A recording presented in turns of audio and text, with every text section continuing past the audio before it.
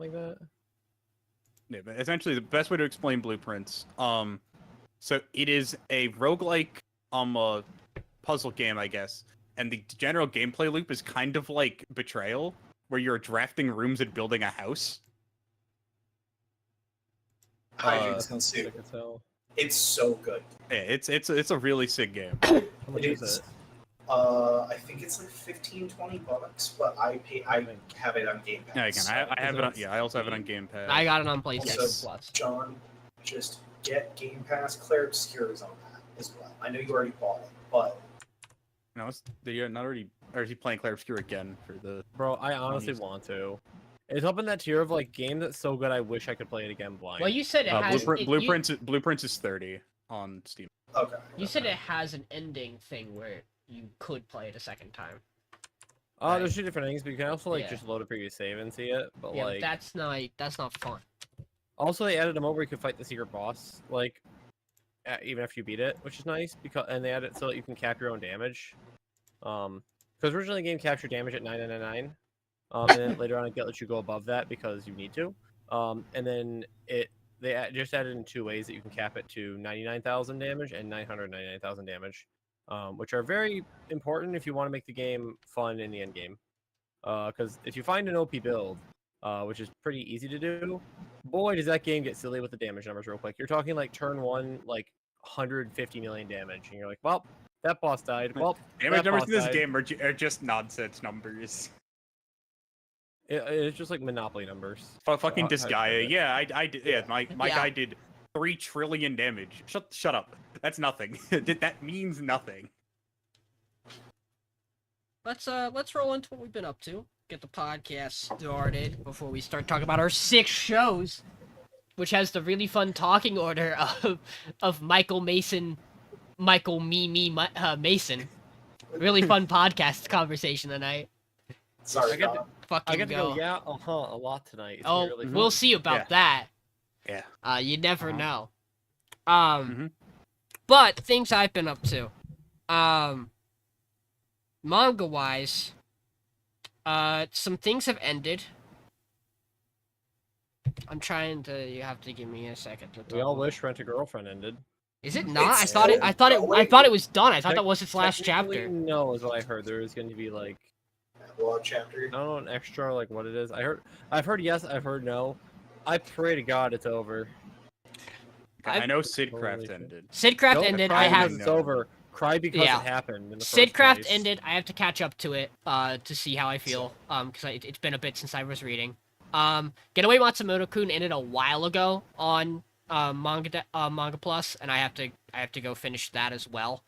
As did Insect Girl. So I have a couple of things in the backlog that not surprised to hear they ended as I had fallen off on keeping up with them. New vault drop for Marriage Talks in the day. 61 chapters in there. I still think you're both past that. I think I was in the mid-90s. I was in the 80s. I feel like telling you this because I finished the Fire People stuff. I feel like telling you this because it does not matter at all. They are making a card game right now. They're about to start Fire. making a card game. That's so awesome. I'll leave you to speculate on what the fuck how. I just saw that Jump drop 3 chapters of the Bugle Call. That is interesting. I don't know if that's enough for me to want to start reading it, considering it has like 20 out, I think, because it's a monthly drop of a normal manga. But hey, at least it's there on a platform. Important things. We can talk about it. I can open this up, I guess, for Mason. Harukaza Mound started this week. Yeah. This is a replacement for Chojo. I'm interested. I'm interested. I'm in. I'm in on it as well. I really like this. Like, it does a very good. I care about this character immediately because of what they're doing. It's a really neat thought. So. John, did you read this? No. Okay. I've been too busy watching actual baseball be good for once in Fair. the city, and I am overjoyed by that. It's been since like 2006. I really Bro, like. Javi Baez hit 2 home runs today, by the way. Got Jojo Rin for over a year. How did Javi he Baez do is going to be a that? fucking all-star this year, and it blows my mind because that dude was a waste of $20 million every season. I really like that they give you Basically. character motivation, and then by the end of the first chapter go, are you sure about that? Yeah. Which is in a way that you don't expect, which I think is really neat. I will say, you could kind of see this coming by the image they use for the manga, which is a choice, but again, this is based off a one-shot that did really well. So the author's flushing out the one-shot is my understanding. So I'm sure this was all there. It's a sports manga, so how they actually portray the sport, because you don't get too much of it. You get, like, entirely focused on 2 pitchers this entire chapter. So, like, And they seem like they're doing a good job. They seem like they're doing a good job. I was misremembering Embers? other sports manga. Hey, Where's Embers... my baseball story that follows, like, the right outfielder? Like, come on. It gotta be in Like, there it's just somewhere. like almost all of them follow the fucking pitcher. I understand Yeah. it's the most interesting thing to follow, but like, come on. Give me some bullshit. Embers, I think, is definitely ending soon. Very much I don't... so. I'm surprised by the way we are doing things, but Embers' pacing has been fucking lightning. We went through 4 fucking games in 1 chapter. Oh dear God. We're on chapter right now, chapter 19, and we just had the conclusion to the game with the main rival, like the main Yes. built-up rival, like this is your blue lock level enemy. Also, the art for this specific game, rad as fuck. Which makes sense. I believe the artist for this manga was an assistant to Blue Lock. So the shit looks good. It's certainly you could feel the pacing a couple of chapters ago where you're like, okay, we're just doing this, I guess. No character is better than the character who sits on a bench with a Rubik's Cube and everyone goes, hey, put that shit down. And he goes, make me. And then they do something, he goes, God damn it, he puts his Rubik's Cube down. It's a good bit. Yup. I have show and tell this week. Ooh, nice. Star of Beethoven, also probably gonna be the other one ending, because we're getting 3 other manga. So we gotta hit 4, and we already have 2, and my guess would be Embers and Star of Beethoven. If you're curious what's going on in Star of Beethoven, I don't know where they're going with the weird mystery and reincarnation plot. Couldn't tell you. But the characters who actually play the piano in this manga have just played The Tempest. And the main character is about to play. You want to guess what Beethoven piece they're playing for their big show? They're playing Moonlight. Who could have seen it coming? Yeah. Surprise. Only other thing I'll mention real quick is that besides Ichi the Witch being raw as fuck, as always, what the hey guy, are we caught up on Blue Box? Yes. I am. Mhm. Yes. What the fuck we doing here? Yeah. Just a weird just an odd little Maybe I didn't read. new character show up and not talk about it while the main character's away. Yeah. Someone fucking rings her doorbell and we don't get any information about that. Oh, that's fine. Crazy. I mean, it will be fine because this is a good romance manga. We don't have to worry about Okay, I was anything. halfway through this week's chat. But yeah. And the other thing I want to say about the mangas, most recent Dog's Red chapter has a crazy fucking character design. Oh my god! What the fuck is with that dude? That character walks up and he is missing an entire ear in a way that you would not expect. Yeah, he just has a hole in his ear.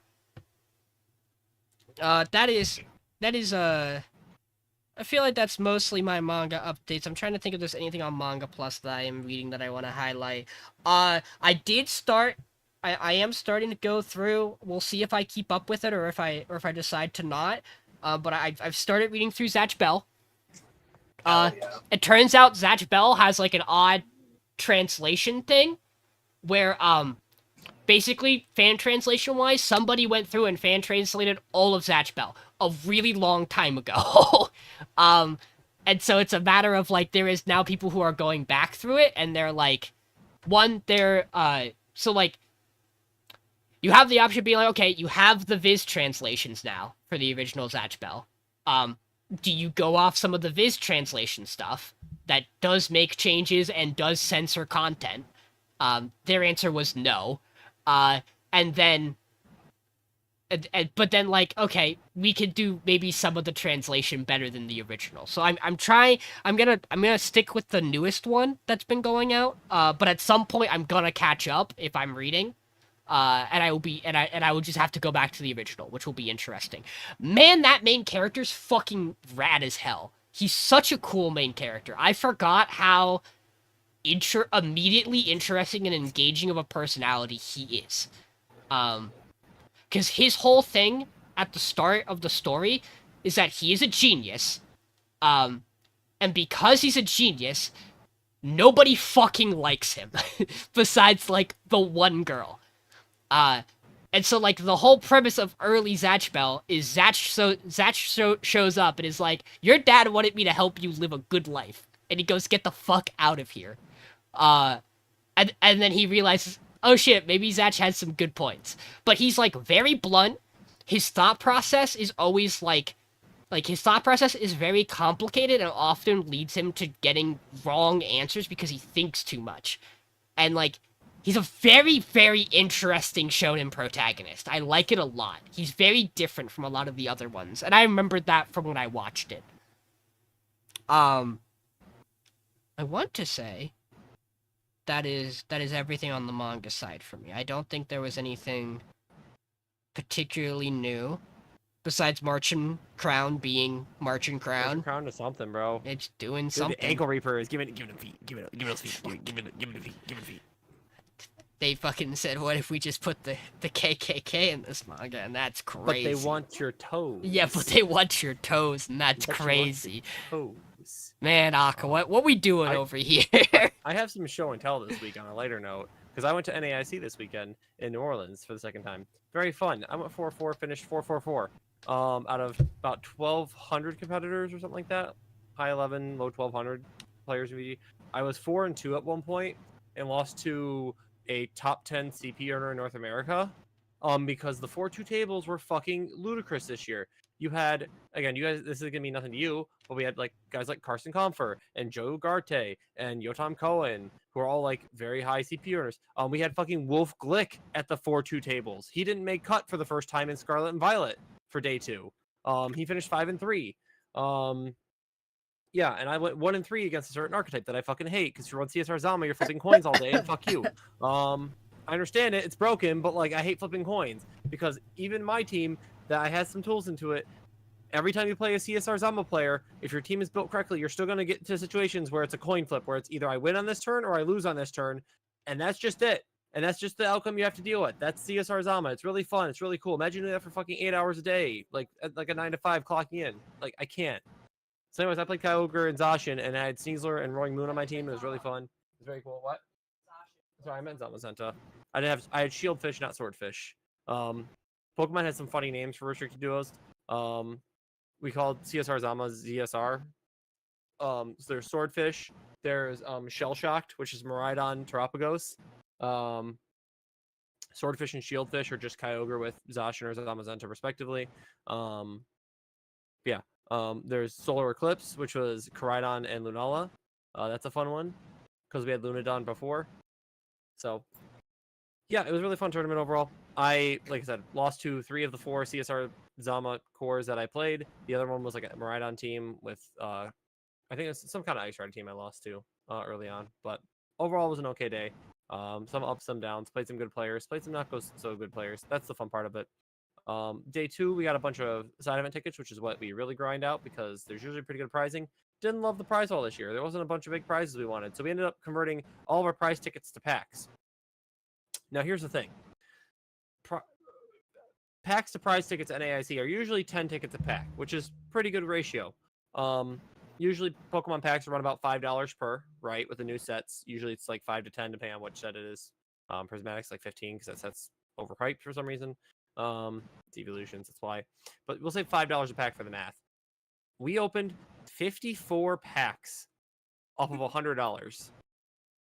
That's crazy.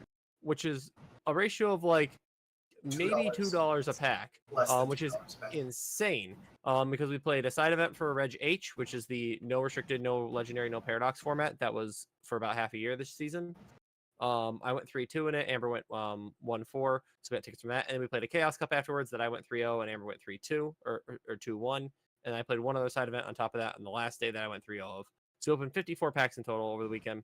Got some cool stuff. Spent about $400 in the Pokemon Center because we bought some gifts from some friends, which ran about $100, and then about a couple $100 for both of us. I got some new pins for my bag. The two in the middle are the exclusive Pokemon Center NAIC pin, and then the competitor pin that we all got for playing, which is fun. This is a Nita bag that I got from Yomicon this year. It's really nice. It's a Switch case as well. It's very cool. Amber got a grabbable plushie, as I refer to them, because you can grab them angrily. This is Chempao. It's very cute. Very cool. I got a plushie myself. It's Politoed. He's also cute. He's also throwable. I got a cute little notebook for next season. I'm going to write in for all my notes when I play, which is really fun. And of course, you see the fucking booster box of cards down there. And an ETB that we opened.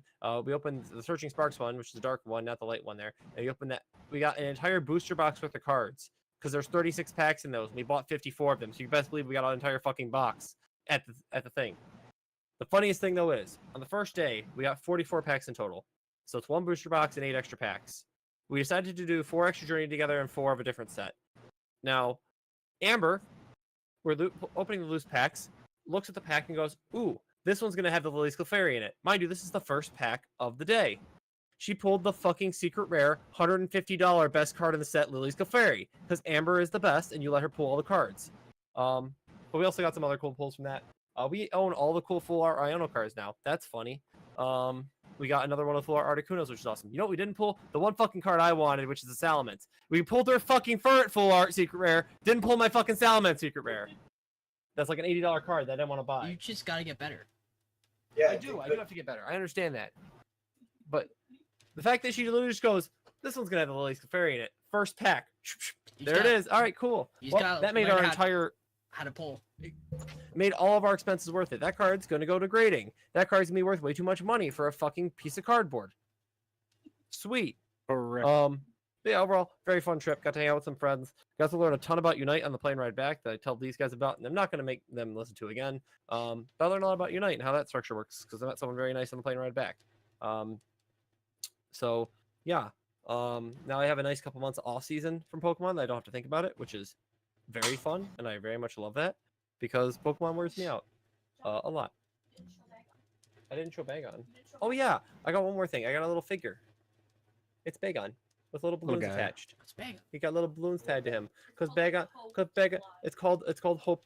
It's like the flying Hope figure because he wants to fly. That's all Bagon wants. To the point where he jumps off of cliffs and then he evolves into Shelgon because he kept jumping off of cliffs, so he needed some shielding to keep himself safe. So because he kept jumping off the cliffs, and then finally he wills his ass to get wings so he can fucking fly like a Salamence because he's so cute. Shouts to Salamence. He's my favorite guy. He's such a cool guy. He also is throwable. I'm not gonna throw him because he's better, but in the Reg H store I played Wolfcom Parish, also known as Parish Strong Strategy. Which is very fucking hard to do, by the way, when everyone has Goldango and Arcana. Wolf, how the fuck did you win those games? I watched the video. I still don't get it. How the fuck do you beat Goldango, that stupid fucking cheese string looking motherfucker, with some splashy boys? Like, come on. There was, yeah, a lot of fun at AIC. Looking forward to next season. Don't know how many events I'll be able to go to. Would love to go to like an international one, something like LAIC. Or like EUIC, depending on where it's at and like how much it would cost, because that'd be really fun to do just once. But yeah, Pokemon's cool. Go play Pokemon. It's very easy to access. Go do it. Go to the Pokemons. All right. What about you guys? Michael, do you want to go or I can go? I mean, I can go. I haven't done a whole lot. So I did beat Persona 3 Reload. I have done that. I am now working through episode I give / The Answer. You know how that is. I haven't actually played that one yet. It's something.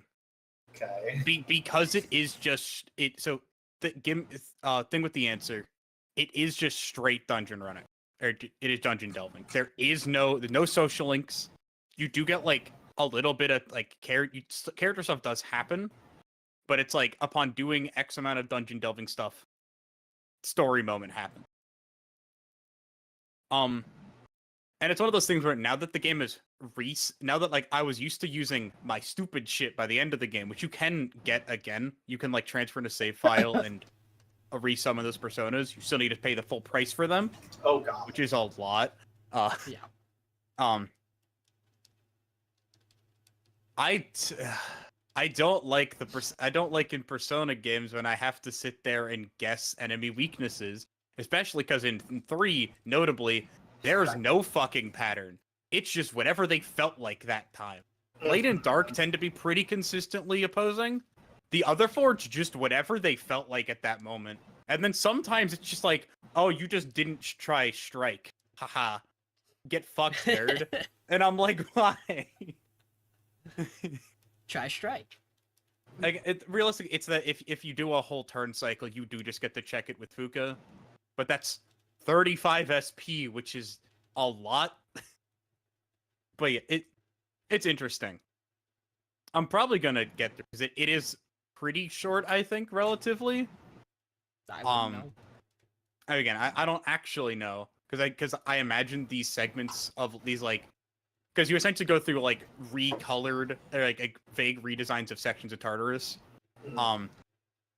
Like the one I'm currently in is very clearly the same like room layout setup as the first section of Tartarus, but like it's like red and like brown and looks like a like traditional like Japanese house like coloring wise, but it very much has like that same like the specific room type where it's like a hallway that like has like 2 staircases on the sides of it that go to like where some things are. I'm like, oh, that's just the beginning. There's one that's completely unique. It has like weird like staircase bullshit. I was like, oh, it's kind of sick. Like it is really neat getting a completely new Tartarus location. It's not Tartarus because Tartarus isn't there at the end of the game. That's kind of how all these games end: is you delete the thing where your personas work. That they go to some other bullshit location where some bullshit occurs.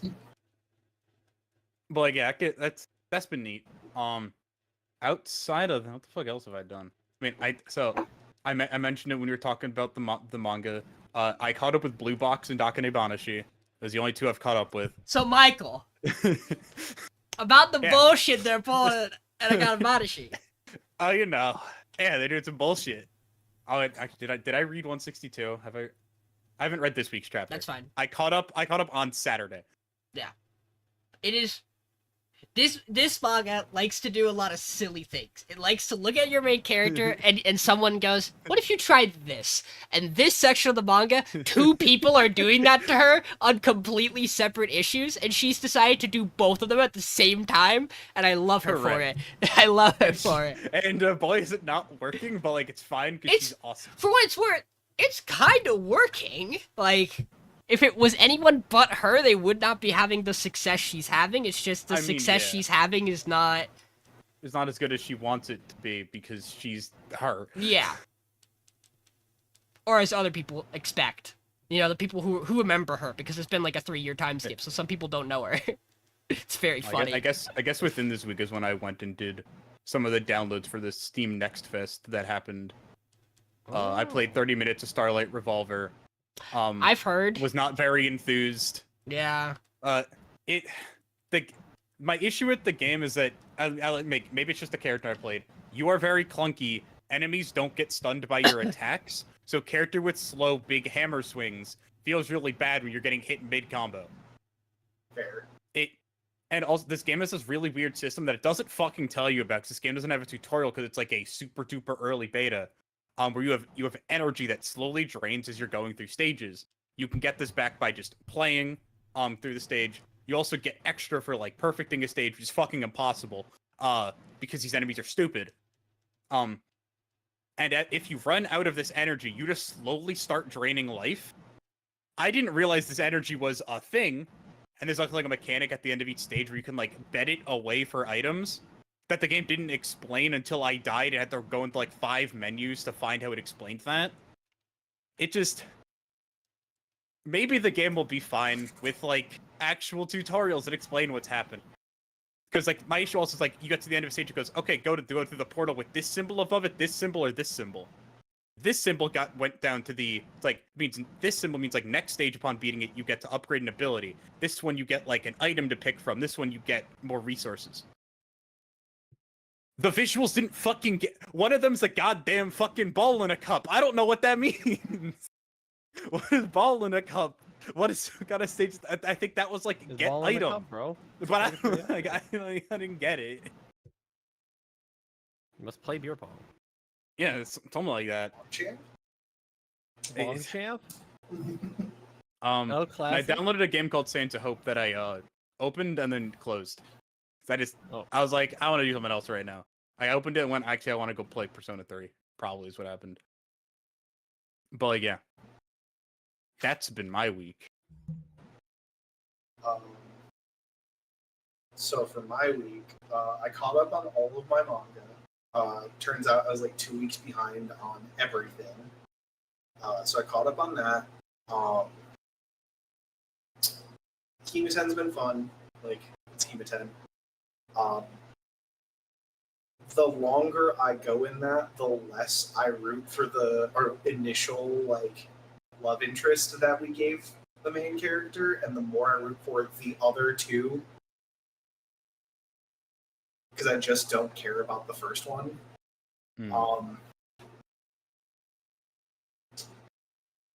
I'm sad we didn't have a Kagurabachi chapter this past week, but it's fine because last week's was fucking sick.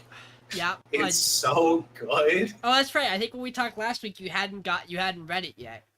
I hadn't, and then I read it, and I was like, okay, no, but this is the most that character thing I've ever read. That makes sense. So it turns out, when you said that, I was thinking of a different character because I was 2 weeks behind on that. So I hadn't seen the character you were talking about come back. I thought you were talking about Hakuri. Which makes what I said even more crazy that I did not realize it when they popped up on my manga panel. I didn't just go. And so I just went, yeah. Yeah, no. Easy. It took me a second as well because I was like, it's been a while. Yeah, and then it's been like 4 months since we killed that character off the first time. Yeah. So. Kagurabachi's doing things. Yeah, it's great. If you haven't read it, go read Kagurabachi. It's the most raw manga I've ever read. As you mentioned earlier, Ichi the Witch. Was this chapter short? This chapter felt really short. It felt short. It's normally we get like, I want to say we usually get like 22 pages, and I think this one was only like 18. It didn't matter though, because this chapter was fantastic. I loved that. This arc is just very fun, and I really like this new character that we got for it. Yeah.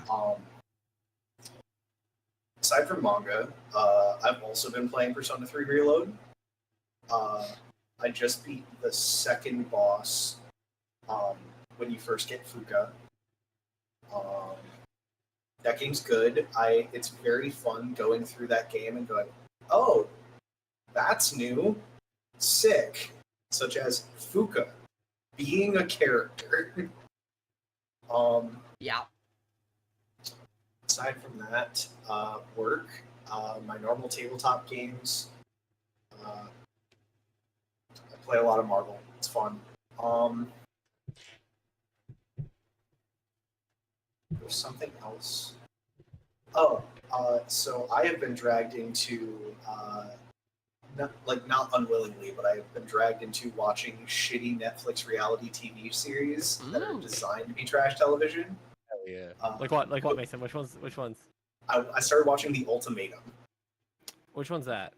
That is the one where couples come in and one of them wants to get married and the other one isn't ready yet, or they have a disagreement. So what they do is for a week they split up and they date other people in these couples. And super well. Oh, it gets better. After a week, they all sit down at a table and choose a different person to date and live with for 3 weeks. And then they go and live with their original partner for 3 weeks. And then at the end of it, they decide, are we getting married or are we breaking up? Yeah, an ultimatum. Very good. Exactly. It I'm gonna say is. an ultimatum. You know, maybe they're onto something. Maybe the thing that people who are far enough into the relationship that they're considering marriage needs is speed dating. Maybe that is the thing you gotta re-put into your relationship. So they're like spice it up as just another dick. So the funniest part about this is you have 5 couples where like a couple of them are like, I want to get married. No, I want to wait until we're financially stable. I want to get married. No, I kind of want to live a bit more and like get some other partners. And then we have one where it's, I want to get married. No, you want kids and I don't. The same thing, yeah. That's Yeah. exactly that's exactly, there's no miscommunication on that pathway. No, not at all. It is the most turn your brain off and just watch people be the worst for an hour, and it's great. I bet I can It's tell pretty you which one of those couples enjoys mixing up with other people. All of the answers, all of them. Crazy. Kind of. Everybody gets a little something. By the time they choose a new partner for the 3 weeks for the first time, 2 people have proposed. To their original partner? Mm-hmm. Oh, wow. Maybe they are doing good. One of them, it's like, yeah, no, this makes sense. The other one, you're like, this is gonna break up before the end of the show. Almost assuredly. It's great. Aside from that, played a little bit more Doom. I've played Yu-Gi-Oh more recently. They had the Edison event this past week, so it's Tryout, Glad Beasts, Plant Combo, and Lightsworn. So that was fun. I played all those. It's fun playing the formats again. I got a little bit further in Fate as well. Fate Zero. Watched another 2 episodes of that, I believe. And then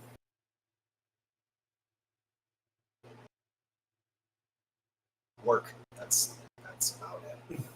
Work has been work.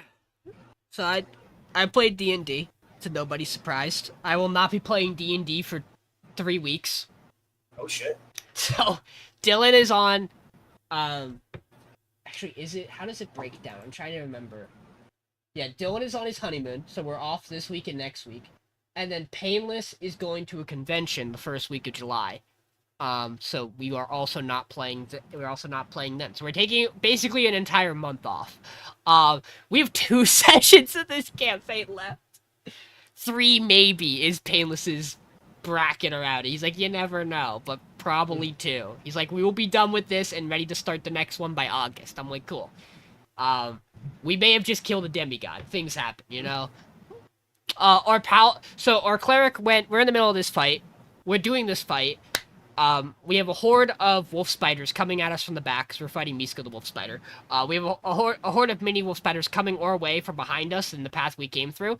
To which Dylan goes, you know what's a good answer for this? Wall of Force! It just puts 2 layers of Wall of Force up in the wall to buy us a couple of turns to just fight Miska and, like, the 2 wolf spiders we have. We are, like, 2 rounds of combat into just fighting Miska, and fucking Koss shows up with his goddamn sword and decides he wants to fight.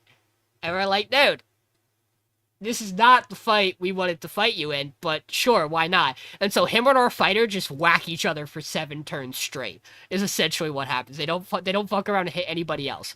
So the rest of us are trying to figure out how to deal with Miska, to which the solution we came up with was, our cleric went, I cast Grievous Wounds, which makes you lose all damage resistances and immunities and become vulnerable to all damage.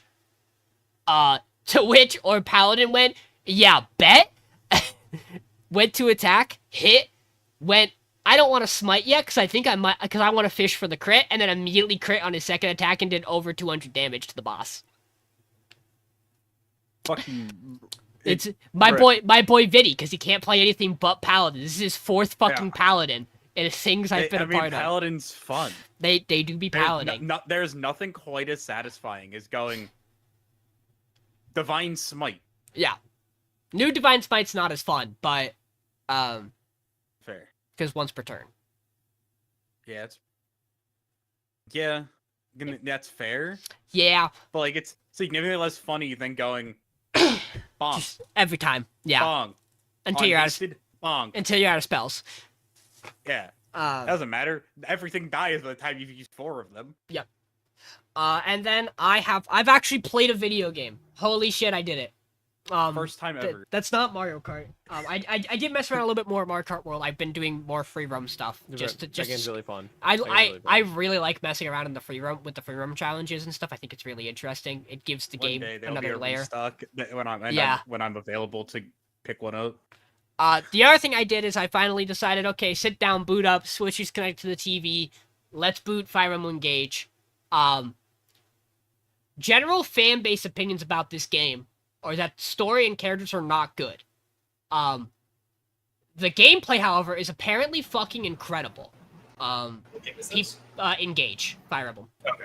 People say that, like, from a strategy Fire Emblem Tactics level, this is the same level as Conquest. Which, if you don't know, is very funny because Conquest, has the exact same other caveat to it, of which everybody hates the character and story portion of it, but they consider it one of the best actual tactics Fire Emblem in a long time, because it's difficult. Correct. I've gone through the prologue, and I've gone through the first chapter. So, my biggest hurdle with this game is going to be that I don't like the way they've adjusted the menus. So in literally every Fire Emblem game I've ever played, I have yet to find one that does not work like this. You hover an enemy, you usually hit a shoulder button, and it pulls up its stat screen. And you can also do this for your characters. And on that stat screen, you have their general stats, their weapon proficiencies, and so forth. And then you can swipe, and you can see their equipment page, and their skills if they have them. And then you can swipe, and you can see, like, their affinity bullshit, and all the other stuff that may or may not actually matter. Engage doesn't have that in the same way. In that, like, I can't just... At least that I've divined from messing around on one map. Perhaps I am just blind and not seeing the button that does it. I've tried to look this up to get an opinion, and I have not been able to see anyone else talk about it, so maybe I'm just really dumb. But instead, you hit minus over the character you're on, and it brings them closer to you on the 3D field, and it gives you all the information for, like, their weapon, their stats, and stuff, and their ability on one screen. But to, like, engage with what that information means, you have to individually move and hover each portion of it. And then if you want to go to the next character, you have to back out and go to the next character. Like, there is no just flat menu swap. Which I'm going to hate if I do not find the workaround for this, because I am someone who sits down to play these games, and I look at the entire enemy field right away. Because I like to know what enemies have what weapons and where they are. It just gives me a good idea of what I'm looking at. I haven't gotten far enough to weigh in on how I feel about the engage system. I've seen some opinions about it. They talk about how they don't like that it feels like you have to use it. I'm playing this game on normal. I'm not playing it on hard. So I'm interested to see if I'll run into that where I feel like I have to use the mechanic. Because... I went through Awakening without really using pair up, and I went through all of 3 houses without really using the battalion feature. I used them, like, a little bit here and there, but, like, I never, like, drastically really used them. So I'll be interested to see if this game is different, and it's like, yeah, you have to use it. I'm not gonna hate it if I do. It's an interesting mechanic. If the maps and fights are balanced around it, it shouldn't be a problem. So I'll weigh in more on that if I actually continue to play it. And with that, ladies and gentlemen, That's right. We've hit We're our an half. anime podcast. We hit our half-an-hour quota of talking. We are an anime podcast. It's only been half an hour. It's 40. Hour It's been and 40. It's been 40. Yeah, but we talked before. Yeah, so- but I didn't start stream, so it doesn't count. Okay. Since we were actually live and ready to go. Ladies and gentlemen, we got 6 shows left. We are on episode 8 for those shows. We're going to be talking about them, and as such, I have a power ranking for you. People probably have opinions. Not really. Opinions don't exist. You have 2 opinions this week. Which one No, are you? that's fair. This is such a fun. God, this is. Yeah, no, it's This is what I was like. Yeah, there's a very clear 1-2, clear 3-4, and a clear 5-6. Yeah, exactly. And it was just like my general vibes, you know. Yeah, so let's I almost put Vigis at 1. It was a pretty close call between the two of them. and we're gonna talk Amazing about no it. one has the same power ranking. Yeah, everyone made it. There's 3 50-50s, so there's 8 unique power rankings. Wait, ma- no, you and John do. Never mind. No, Do we? Rock and Mono. Oh yeah, you're right. We'll talk. We'll talk about Mason. We almost did. Fair. It's complicated, and Michael understands, but we'll talk about it. Speaking of Michael, Horse Girls. Horse girls. So again, once again, my short little summary: we have she race, and she race again, and the news be like, oh hell nah, why is she not in the classics? Get her in So we there. get so we get her first race, the one with Black Ale. She ends up winning this one. The trick here being, by loosening up, she's able to get like an actual proper view of the race and go, wait, these tracks are like really big compared to the shitty rundown ones I had to use out in the countryside back in whatever the fuck they're from. And she's like, yeah, Kasamatsu. Yeah, that sounds right. And she's like, so I can just be the goat that I am and just go even farther into the outside where no one's gonna contest me because no sane person does that. And then she just blitzes around everything. That's how she gets around me. And she also like finds like it's like I can't go this way or this way. She's like, oh, I guess if I just go this way. Yeah, she ends up winning that race. Which leads us to a really funny scene, where they're in the classroom and Black Ale goes, "You, please sit down and wait." And they're like, "What the fuck? What did she do? How did she make her do that?" Behave. Yeah, this is the only bit we get of Black Ale this episode. That is the entire thing we're probably gonna ever get her. Maybe we'll get her in the future, but yeah, that's what we get from that. Irrelevant. Goodbye. Yeah. Then we're introduced to another racer. I don't remember her name. These characters' names are too much. My brain cannot copy. They're all nonsense. Something like that. And we the bit essentially with her is that we learned she's a very, and she's like every racer has to be fast. That's the thing everyone has. Her thing is that she's like a really analytical racer. And so we see, so we have another race that happens later this episode. Ogre and her, those the two that they expect to win it. Or those like the two favorites. And she's essentially, she saw how Ogre did the last time where she did that thing moving to the outside.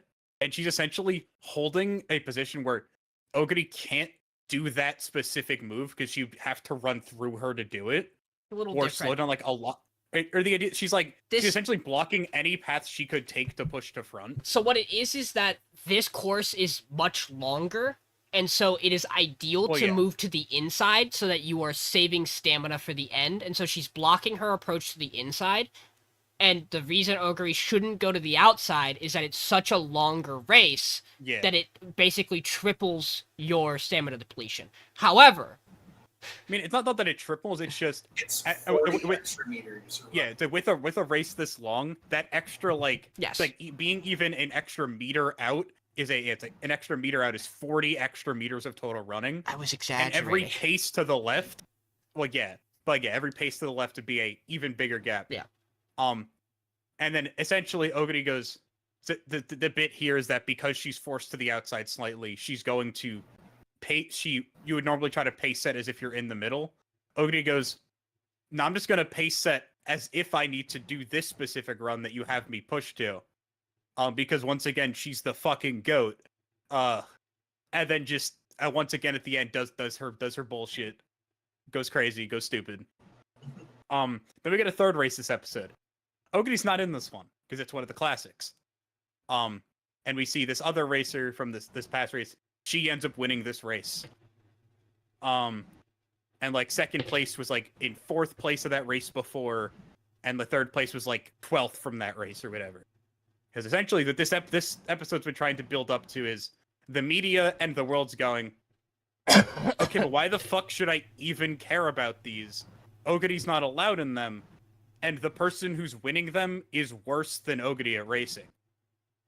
Racing's fucking boring if I can't follow the best racer, because she's the GOAT.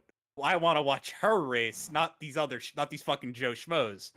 As we follow this, so this is all, a lot of this is done through a specific reporter, who then goes to Simboli Rudolph in the end and goes, "You gotta get her into the classics." Fucking like tear-filled, like, you gotta get her in because only the seven-time Triple Crown fucking God among men can do this. This reporter would support Lelouch be portraying, yeah. Yes. He's very him coded. This is it. Yeah.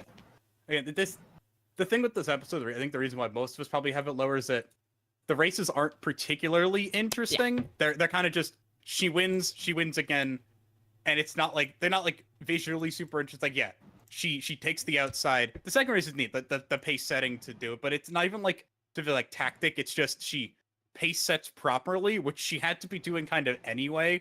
It's weird, but yeah, it really comes down to like she's just built different, and that's the lesson here. We're just building to the point where she can fight, where she can race other horses who are also built different. That's what we're building to. Yeah, you know, the lightning horse, the Kirin. Yeah. I do like what we get at the end with the world, because this is the thing the show kind of needs to get her into the classics is the entire world going, we're not gonna watch horse racing if she's not in it, and like that's a big thing. I do think businesses need money. I do think it's odd because we obviously know there are racers better than her still. I imagine, maybe not, who knows. But like we have other competition we've clearly shown to be like real competitors, and we just aren't talking about them yet because like the idea is that like we're in this bubble, and when you're in this bubble in particular, people really want Ogre. Yeah. It's a fine episode. I like it. Yeah, it's a completely fine episode. Yeah. It's good. Like, it's sick ass racing, like horse girl racing. Yeah. I'm getting exactly what I signed up for.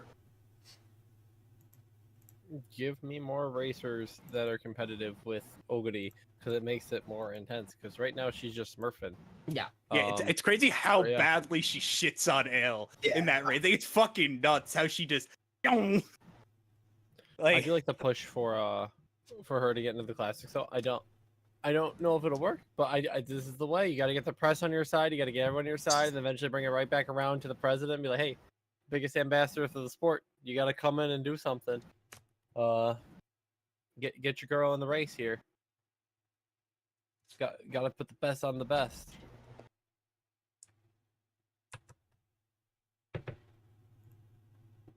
That Mason. So, My Hero Vigilante this week. So did you watch this dubbed? Yes. Yeah. Oh, I feel like that lessens the experience a little bit. No, it does not. You don't. You're telling me so you don't get the broken English though. True. You don't get to hear him go, "Why are you talking to my wife?" I guess not. It's very. I cannot express to you how fucking wonderful that we'll get there. I'm sorry, I know I'm jumping the gun. Hearing Makoto pick up her phone and start talking in English is fucking hysterical. I will have to go back and watch that this scene is bit. really good. So, this week we meet a new hero. Not a new hero, but new to Koichi and to Japan. His name's Captain Celebrity. Captain Celebrity is if we took all of the worst parts Every superhero. Superman, and he's just Booster Gold. Yeah. He's just Booster Gold.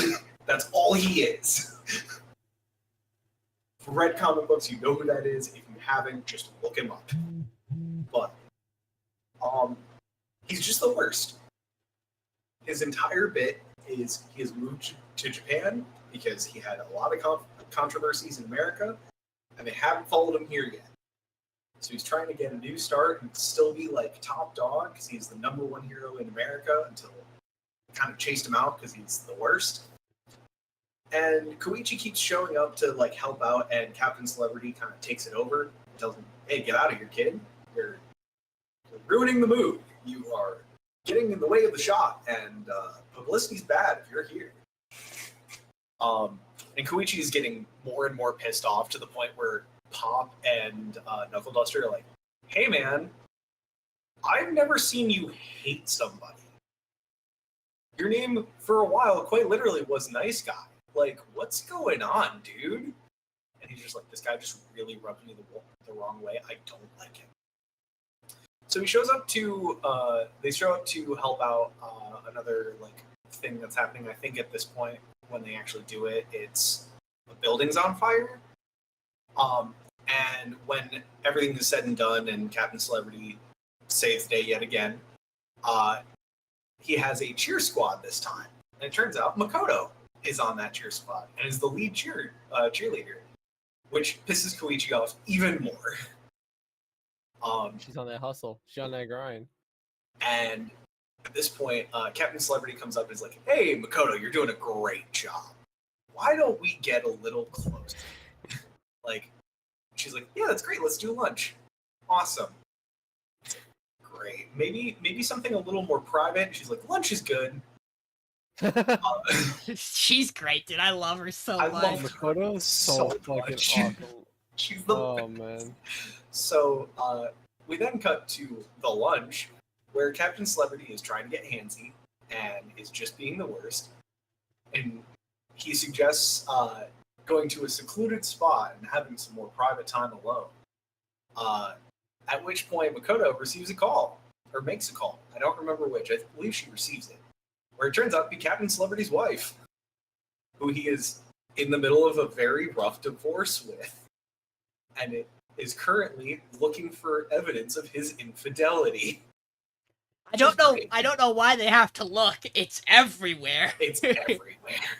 This is the slimiest man. To which Makoto goes, "Yes, I am talking to your wife. Hello. So you're gonna stop doing this and you're gonna rebrand, right? And we're gonna fix all this and you're not gonna be a shitball? Yeah? Cool." So he, after this, we see he fully rebrands and does the weird foreign person moving to Japan thing of getting really into Japanese culture and just being weird about it. And yeah, this is this episode. Let's find. Oh, there's an after credits episode. Yes. So after this, That's how to We find out. Sean.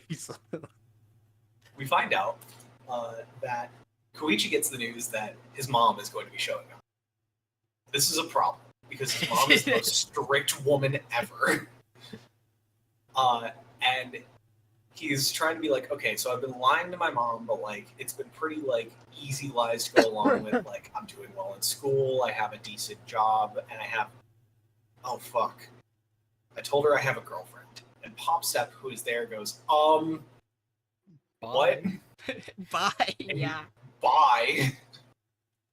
Bye. She's thinking about it though. She's thinking about Yeah, it. she's absolutely thinking about it. And so we have Koichi's mom to look forward to next week. I'm so excited. I've seen the post credit reel. I have too. I've seen the preview reel. I'm so fucking excited. This episode rules. It's just a fun episode. We did nothing with the plot, and I'm still fine with it. I do appreciate that the B girl just shows up every episode when we're not moving the plot, and she goes, "Interesting data," and then walks away. I think it's really funny. I do think it's very good.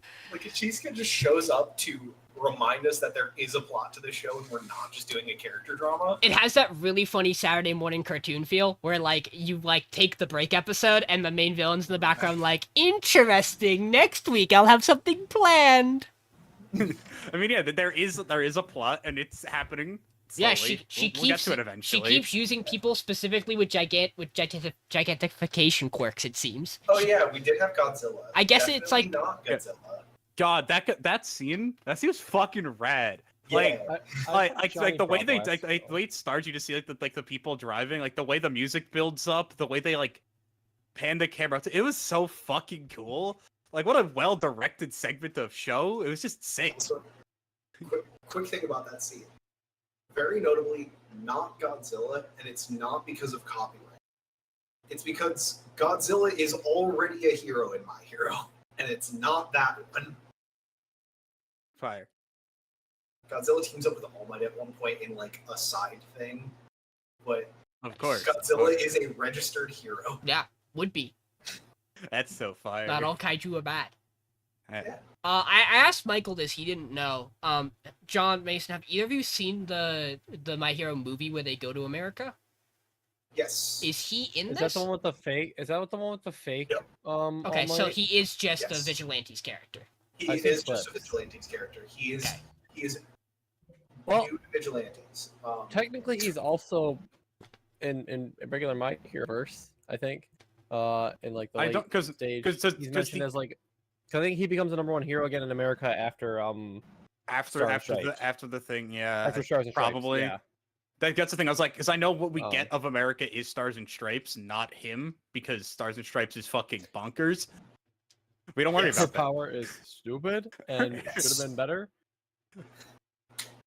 I was just curious. But, I always like to try to gauge where we are in terms of is this a person you've engaged with or not, and usually the answer is no, because it's God, funny. My favorite fun fact about videos. This isn't going to pertain to anything we get this season, but there is a flashback arc we get in this that its existence created a separate plot point in the main story. Yes. It was that well done and that well received that they made it a plot point in the main story, and that's sick. What happened? I'm not gonna explain exactly what it is, but He can message you But I want- later. I want it to be a thing because when we get to it, it's a sick. It is my favorite part of Vigilante. It's so fucking good. Oh, you saying it's a flashback in the main story? Yeah, that no, affects Vigilante. it's a flashback in Vigilantes. That That is is- becomes a main Okay. point. Like the things that come from that become important in base My Hero. Yeah, so while the mangas were going, Oh. Base My Hero wasn't at the part yet, and Vigilantes was so popular, and that part of it was so popular that they went, oh, we should do that. But I don't know if it was somebody or Horikoshi just went, wait, that's sick. I want to make that a plot point. I wouldn't put it past Horikoshi. Because it's one of those things where there's no way that's how something was originally designed. It's possible. I think it'd be bonkers if he originally planned that. Dude, Horikoshi's artwork has gotten more and more unhinged as My Hero's finished. Also, I have to go read like the 2 extra My Hero chapters we've gotten because those didn't release like officially in English, so you have to read them in silly ways. God, I can't wait for us to get those epilogues from JJK, guys. One day. Yeah. Yep. Fucking would love to know what Gojo's probably would alive, love right? to know what's in those. I would. That's just. I love that they said epilogue for that, as if Gege wants to do anything else in that world ever again. I mean, yeah. He hates that manga. Hey, Bro literally created characters that he hated. It was Bro, like bro created honestly, the stupidest power system of all it's time. what what happens when you pitch a story and then they go, but what if you made it not that? And he goes, fine, I'll eventually. He goes, fine, JJK Zero still exists though because it's my baby and I like that part of my story. Yeah. Hey, Michael. Mono. Mono. I'll get more of Johnny Bravo's ass Much next shorter week, you know. summary this time. We have skateboarding in Nagano. I don't even know if they're in Nagano yet. I just know that Probably. I just know that I just know that the episode title for this and next episode, and most likely the episode after it, are Aoyama / Nagano trip, day 1, day 2, and I think it's gonna be day 3 because they say it's a 3-day 2-night trip. Yeah. But yeah, so the summer breaks winding down. The cast is back. Yeah, we got our gang. They're away from their part-time jobs finally. Sachan, we had a bit where Haru's like, so you guys do all your summer homework, and Shikishima's like, yeah, I did it like a month ago or whatever. Like I did it like the second I got it, and then Sachan's like, yeah, I finished it like last week, and An goes, I have completely deleted it from my mind. As she's balancing the cat on her feet in the air. Yeah. And then Haru's like, okay, so guys, I got a plan for our next thing. Do you guys exist this weekend? And they go, yeah, I think I exist. They ain't doing shit. They're going on a trip to I don't remember exactly what the original purpose of the trip is. I just know they're gonna go, and An goes, oh wait, shit, that place got mountains. They wanted to go look at a dam. Yeah. Yeah, they want us to go look That at we shit. already went to two episodes ago. They just be looking at stuff. But not And all An's of them like, got to I go want to to do it. this like cool thing that people do, where like they get the sick shots of people riding on skateboards down mountains, and they're like, that's like really dangerous. She goes, don't worry, I was in skateboard club in elementary school. I watched got Skate. skill. I watched Skate the Infinity. I'm gay now. So Yeah. got the people who animated this / the mangaka definitely read / watched Skate the Infinity. Mhm. But let's not worry about that. And then they go, so how are you going to record that? They go, car? No, you can't get a car up there. Drone? We're fucking poor. We are broke bitches. We're not affording a drone that can auto track you. And they go, what if a second person on a skateboard? They go, that's stupid. Why would another one be able to skateboard? Shikishima hiding in the corner going, so what if I told you I'm the fucking goat at everything? As she proceeds to be the goat, she has some sick tricks in a skate park, and they're like, what the fuck is wrong? Why? Why is she good at...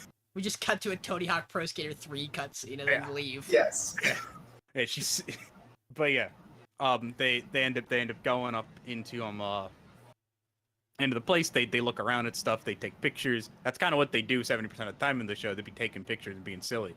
Then they're like, okay, guys, we're gonna do our thing. Or they want to do like a test run on like a smaller mountain, just so they could like kind of okay. So this is how we're gonna do it. Like a less steep mountain, less speed. Just kind of get the hang of it. Before this, we run into Kurakuma. I hear that name and I go, haha, my funny favorite thing of the about character. Monokumas, yeah. Yeah. Which is the mangaka who does the horror bullshit. We had this like silly horror bit where they're all just kind of vibing, and she goes, yeah, it's like not scary, but because like in your brain you want it to be scary, you're seeing like a hallucination of a popsicle stick that says winner on it, and you're terrified of it. We are also And firing. they're like, "Hey." We're also We also firing every Eurocamp reference known to man Yeah, I was about to possible say, this week. There's and like you're 5. Actually, to see All 2 the Eurocamp, yeah, multiple times you see Eurocamp characters existing. Yeah. But yeah, but anyway, so Kurakuma has a cat that hasn't existed up to this point, but she has a cat. No, I believe it was there. I believe it was was there there. last week when they were. Oh, I was believe it? it was. I It's believe also- it was watching over the hired spirits. You also see it I multiple do remember that, times, when they're on the Zoom call. Yeah. Yeah. Anyway, this cat and I don't remember Haru's cat. Taisho. Yeah, Taisho. They hate each other for some reason. Why do they Taisho hate each other? Senra. Because it's funny that they hate each other. So they're fighting. Then what they do, they start running, and then they get on the skateboards that are lying on the ground. And then we get the sickest bit of animation to like ever exist, which is these 2 cats riding down this mountain, Skate the Infinity style, going crazy. They're doing some bullshit. They're like, oh no, they're gonna go off the side. They hit like a crack in the ground, get sent up, and they start running on the inside of the fucking guardrail. Shit's crazy. And we find out it's fake.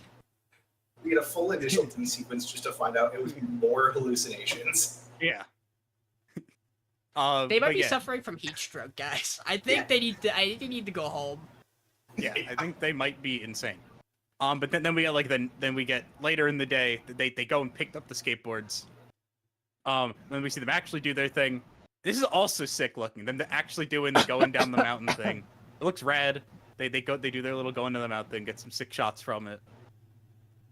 And then also as they're going down the mountain, they make a right turn, and they're supposed to make a left turn or whatever, and it had been a area like 6 miles from where they were supposed to end up, or like a few miles from where they're supposed to be. Very funny little, because they're going down there like, this doesn't look like the I was like, this isn't what it looked like from the other side. This looks completely wrong. And Shikishima's like, I mean, yeah, that's because you looked at it from that side, not this side. So they like being mirrored just completely impossible to like visualize in your head. Odd was right for the first time ever. Actually, they were in the wrong place. But yeah, it's just a fun little episode with the gang. Fun episode, good gags. Fun gags. It was funny. I had some sick animation. Just fun episode. Nothing happened as per usual, but like. I mean, yeah, it's mono. That's nothing happens. John, I think we might have to table your thoughts on this show for after we talk about my show next, because I'm very curious about. Because I think I know the exact reason why, for me, Mason, and Michael, for sure, Rockets Elite's Modesty is below mono. I'm really interested to hear why you have mono below it, but. It's because he doesn't like mono. But, well, he's muted, You're so muted. we'll never know. Yeah. Michael, it's very simple. It's very simple. Sean as well, I suppose, but it's very simple, guys. Well, I see yeah, Mono's got the gags. not Rocksteady asking. Mossy got the bags. That's all I'm saying. My man! My man. Yeah, John's actually just tired of all this slice of life bullshit. He's always hated Just the genre. Show me some fucking titties. That's all it takes. I Apparently. am really interested to hear, cause like there is, well, So Sean, the funny thing is they can both suck. that's true. That's fair. Yeah, you would rather be watching Witch Watch, I know, John. I don't really care for Witch Watch as much either right now. I'm not watching that on my side either. I'm- I'd rather finishing other shows that are on the podcast right now that I gotta wait for. Yeah, I'd rather watch 3 more episodes of 2B Hero X. I get you. I would agree. I'll with pick you it up on what you're that. putting down. Let's hop on over to Rockets Elite's Modesty. So we got a couple of we have a problem this week, and we'll get to it. But we pick up right where we left off, which is that Tamaki is bringing up the fact that they should kick Tina out because she's not good and she won't get good enough and she needs to leave. And to my surprise, everyone just kind of lets her do this. No one's gonna say anything right away for a while. Everyone just kind of lets her speak her mind about this, and she doesn't necessarily make any points that are wrong. She basically looks at Tina and she goes, "Why do you even want to be here?" And Tina goes, "I want to change who I am." And she goes, "You can soul search on someone else's fucking time. We have a competition to win, and I've seen plenty of people who try real hard and say they're trying real hard and just aren't good enough hold good bands down. So I'm sorry, we have a competition we gotta win, and you aren't gonna cut it." We find out before this, from Tina's point of view, that the playing the group did not involve Tina last week. They play, and Tina just doesn't play anything because she's too caught up in listening to them play. But she does realize she wants to play like them. Which kind of maybe makes, you know, Tamaki's outburst to make a little more sense. You said, "Hey, let's play as a group," and then she didn't play. Not that it would have made a difference if she did or not.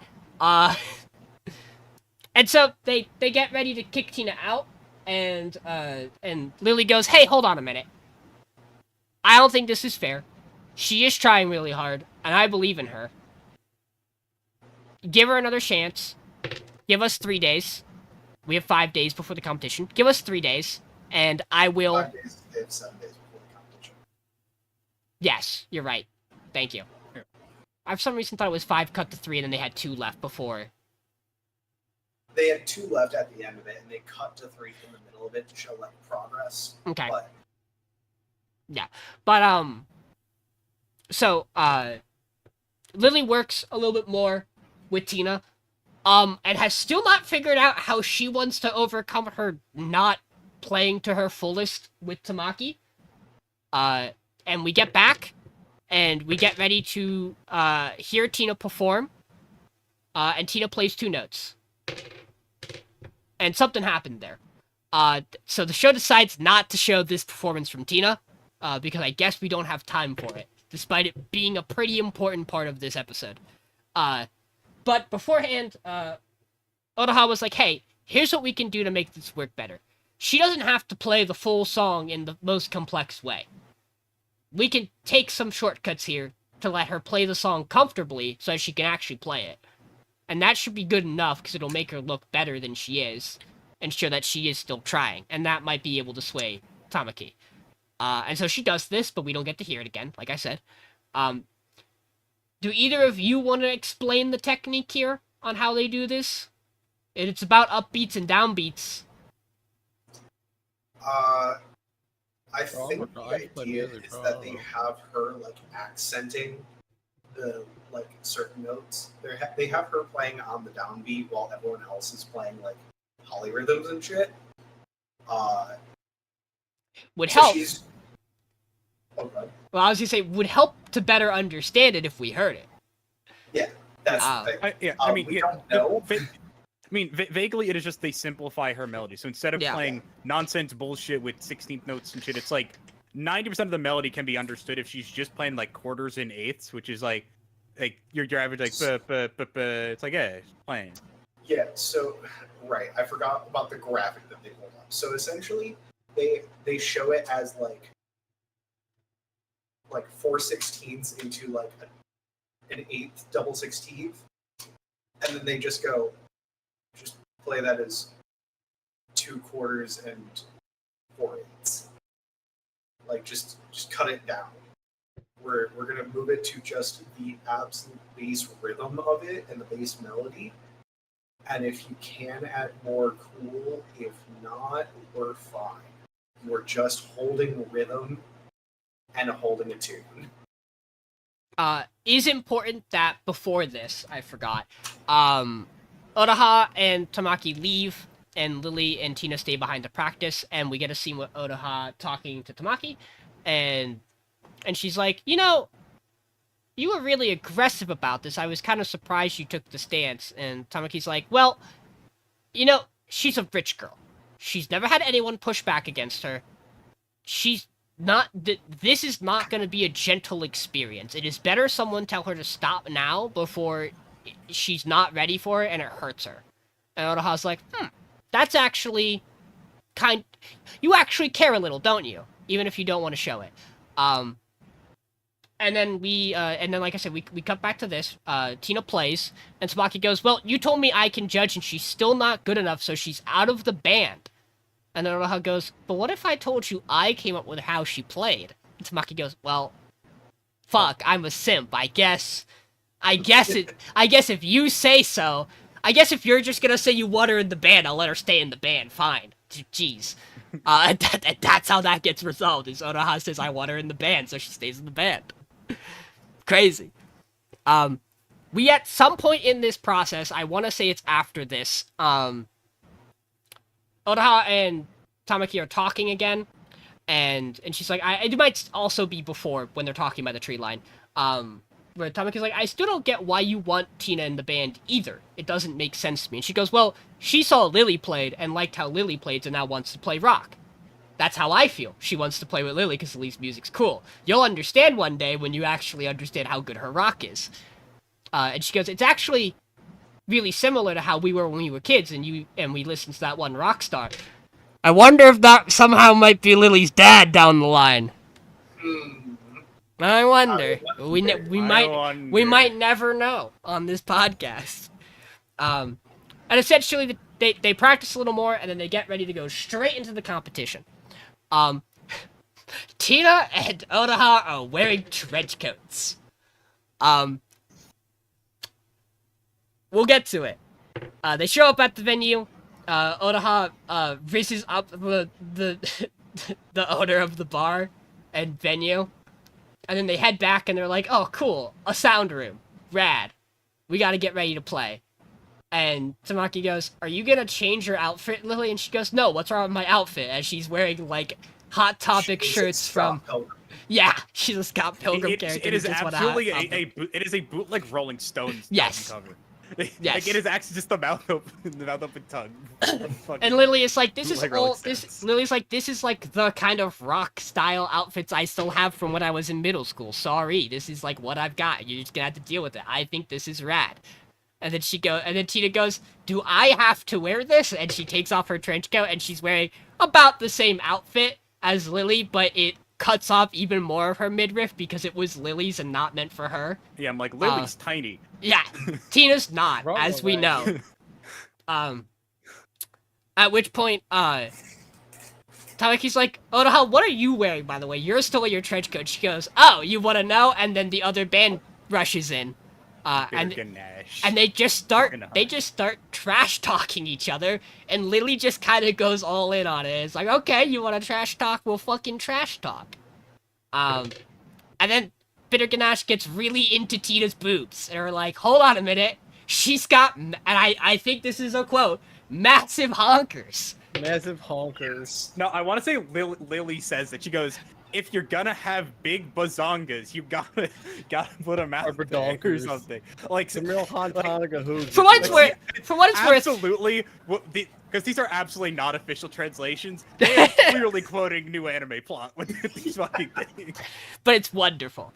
I mean, yeah, it's a fantastic bit. Lily does a very funny bit. It's just Lily does make an actual valid point to Tina, which is you can't go out there in your shapewear because then you will look like you, and you are actually a well-known individual who models. So like, if you don't want that to come crashing down on you, your boobs are gonna have to be out a little bit, girl. You gotta show the titties to make it seem like you're not the same person. And in the back of Lily's mind, she's like, because if people know who the fuck you are, they're gonna figure out who the fuck I am, and that's gonna be a problem. That's not in her mind. She says that. Yes, you're right. She does just outwardly say it. She's like, if you get found out, I got found out, then I'm fucked. We also like, did you mention the moment where she's like talking with her and she's? I was about to. That's how your real voice sounds. Yeah, I was about to. That's Where cool. she flips on Tamaki for the first time and like starts cussing her out, and Tina's like, "Yo, that's rad." And then Lily panics. She's like, Leo's like, "Shit, fuck, I dropped my disguise. Oh no, my vocal training." And then we get the layout for the competition. A band's gonna go, Bitter Ganache is gonna go, then they're gonna go. They don't have a band name yet. They're another band, but we don't need to worry about them. And everyone's making a big deal about Tamaki's guitar, which she's not gonna play very funny. I wonder if that's gonna be. It's gonna be part of it for sure. It sucks because I like this episode generally. I think overall it's fine. Episode. I do feel like we double tread over the conversation with Tina and Tamaki more than I like. Like, I feel like they talk once and they're like, "Why are you doing this?" And then they do the exact same convo kind of again, but they just reword it a little bit. And that time could have better been spent to actually let Tina play. It's very frustrating to not have her play. It's also very frustrating to just not really have any real performance in like 2-3 episodes worth of content now.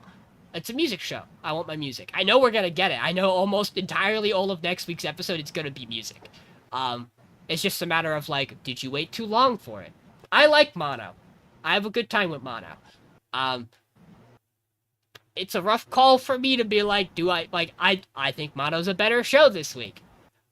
I would feel bad to be like, I'm gonna vote mono just so I can hear the music and then probably vote the show off next week anyway, because it's not good enough for what else is left on the podcast. That's kind of my feeling as well. It's like this week's episode was solid until the boot bit, but like I think it's fine. Whatever.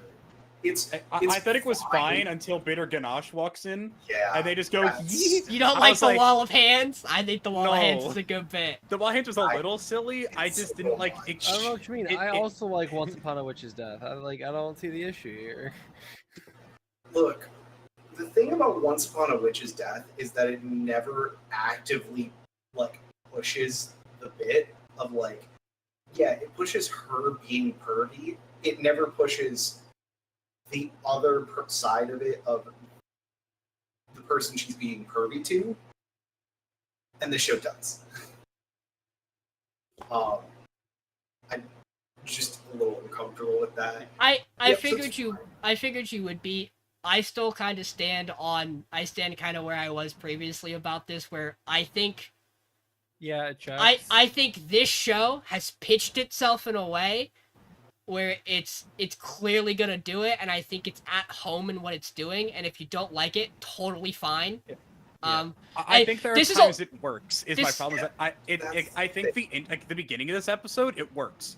Like it's completely fine there, where she's like completely, she's essentially completely nude, but she's I not think in that's so you don't an see it. entirely separate thing. Like, I think you can do that in any show, and that should be fine, because you are doing, it's like...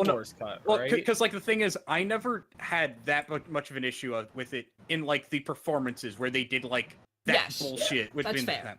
Because I think it's in the performances, so it's like a visual metaphor for what they're doing. This is just 3 characters going in and trying to grow up another character. That is not interesting. It is not funny. It is just weird and shouldn't It's be a there. little bit funny. It is also But it's stated funny. that these are characters that are, like, they say the lead person in Bitter Ganache is an older, like, a woman, like, of age, going at, like, trying to grow up this 17-year-old. I'm not a fan. Again, it's not. I think them going like, look, she's wearing a shirt that's too small. That is completely fine. Yeah, It's just the fact that Bitter Ganache walks in and goes, hee. I'm like, shut the fuck up, stop. exactly. That's bad. That's the issue. That's the part I didn't like. It's specifically Bitter Ganache, the way they act around it felt wrong. It was just weird. But here But we even have... that wasn't even like that wasn't even like that big of an issue with the other. It was just a fine episode. Yeah. Hear me out. Lesbians. Fuck you. We got enough of that with our main four. Guys, you forget You're it right. is Pride You're Month. right. It is Pride Yeah, you're Month, not legally so- allowed to vote off any of my shows. They're all gay. You have to keep them both at least another week. Find something Fuck. else. He's got a point. Yeah, I guess Vigilantes Vigilantes has gotta to go. guys. It's the only straight It's the show. only stream. Look, I mean, to be fair, has also been pretty straight so far. I was gonna say, well, no, there was, no, we did have No. it. Yeah. Ah, shit. Again, there's a reason why. Yeah, There's it's a gotta- reason it's gotta why be the Viggies. first 4 episodes was I guess incredible. Vig- Yeah, I think we're done. Damn. Sorry, Mason, you have to go like this. No, look. bits aside. Mason, if you know the podcast is homophobic, we can't listen. We can't lose the 3.5 viewers we already have. Do you guys know what I? Do you guys know what I named this episode? By the way, No, Sean. What you I name named this episode please? "Too Many Girls in These Shows." Well, guys, it's been a great run. No, legitimately, I enjoy this show. I will probably finish it, because I really like it. I definitely at least want to watch next week's episode for the performance. But I do, you know when it's the time for a show. And again, like, the only other thing I could even conceive of throwing to the wolves this week would be Mono, and I don't necessarily feel good about that. That's fair. John I will might vote. vote both. John will We might vote put it on- both. We might put it on the wheel. What? Sean, you can't just call me out like that. Listen, I have a very discernible palette that is very unpredictable. Honestly, yeah, because a lot of the shows I've thought we would like in the past couple of seasons, we haven't liked. That's we're doing a weird 180 on everybody's opinions. I started liking Slice of Life. Dude, you just gotta find good slice of life. True. He has, John. It's just not your romance. John, I like Mono more than you. He's right. We've had good slice of life that people haven't liked. John's like, you don't like the good slice of life, Mason. You like the bad slice of life. I think. No, I didn't say that. I think, John. Hi guys, welcome to Once Upon a Witch's Death. We decided to go raw this week. Oh yeah, we did. But we'll get there. So to kick off this week, Meg's being worked to death, literally, because she's not being allowed to go collect tears. She has to help Faust with her research about the new magical core. To which Meg goes, "It's almost like she's forgotten I'm gonna die," which I think is a really good bit. We also get a really nice moment here where she's like, the old hag, my master, seems to have forgotten that I am about to croak any minute. And Meg's just walking around town where all of a sudden some kids run by her and she looks at the one kid and she goes, "Hey kid, hey girl, why you got a burn mark on your neck?" And I go, "That's not, I'll take your word for it, Meg, you're the expert." But there is a glowing purple mark on the child's neck. And she goes, "What are you talking about?" And 2 more kids run up that she's playing with and she goes, "You guys see that?" And the kids go, "Nope." And then just to make sure the kids aren't bullshitting her, she pulls an old man aside and goes, sir, do you see that burn mark on that child's neck? He goes, nope. And she goes, ah, shit. Dark magic's at it again. Me and my special eyes.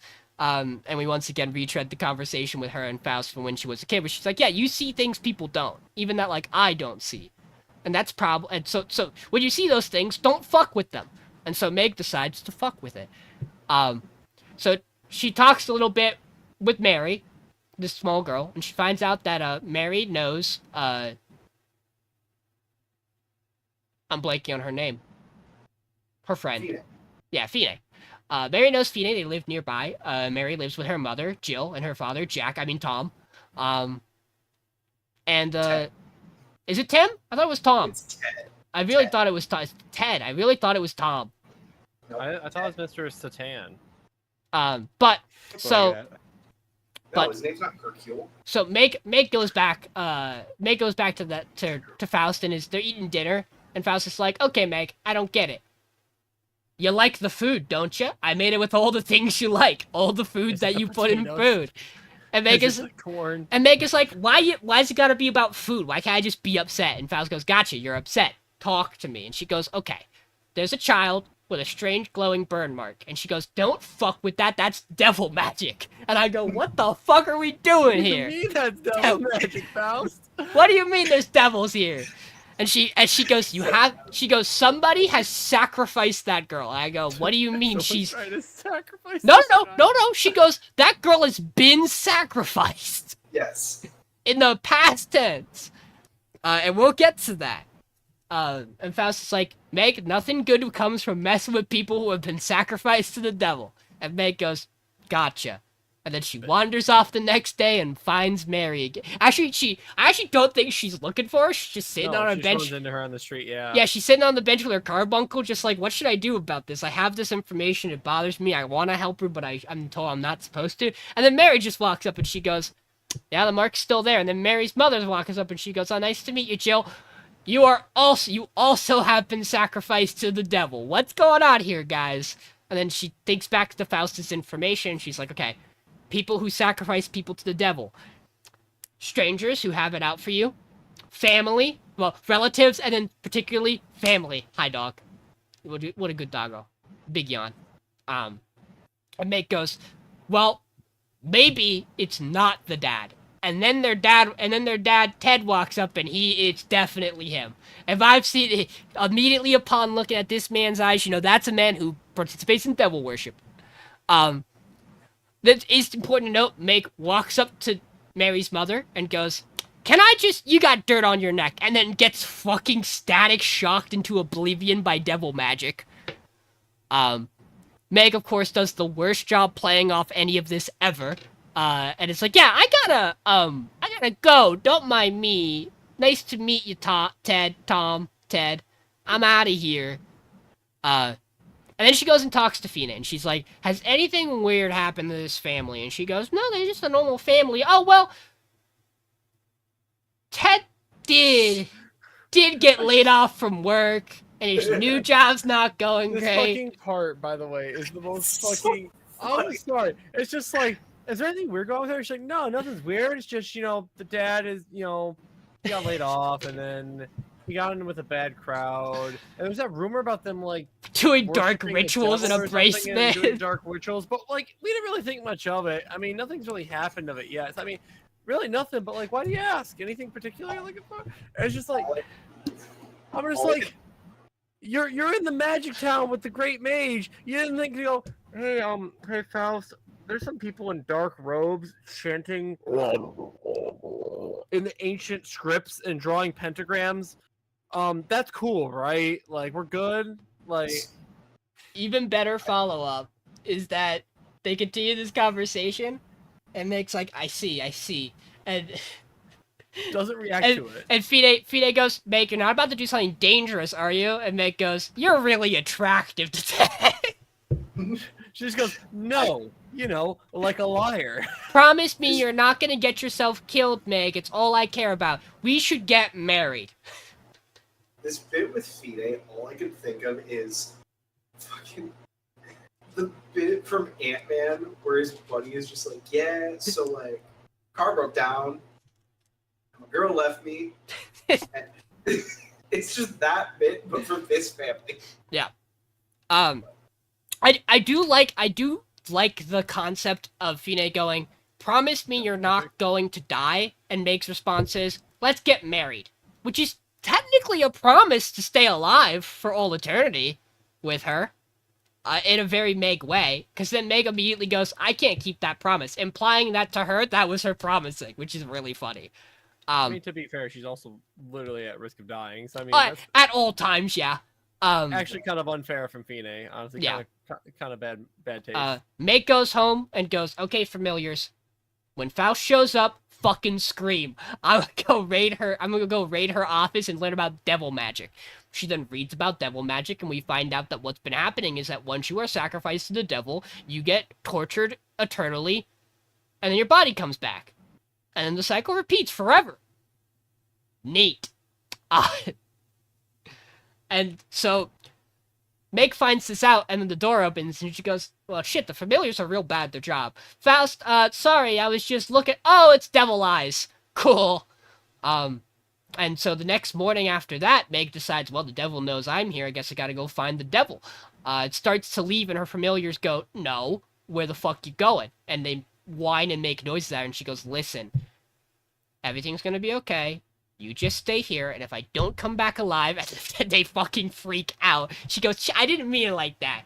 Just stay here, and she runs away. Hypothetically. And then she delivers tea and cookies to the family. And drugs them asleep so she can go investigate their office. Meg then walks in and goes, huh, what a nice office. That's a devil book. It pulls the devil book and immediately triggers a secret passageway in their house.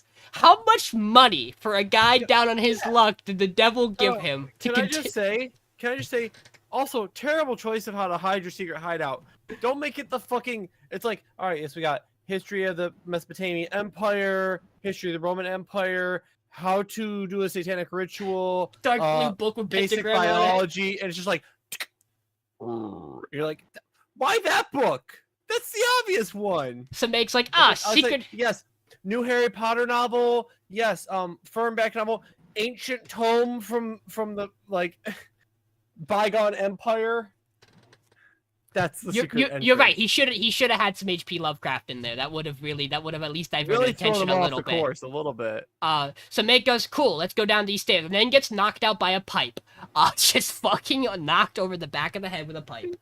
And to which she wakes up. She's tied on a ritual circle, and both the wife and the child are there, and Ted is losing his goddamn mind with his devil worship.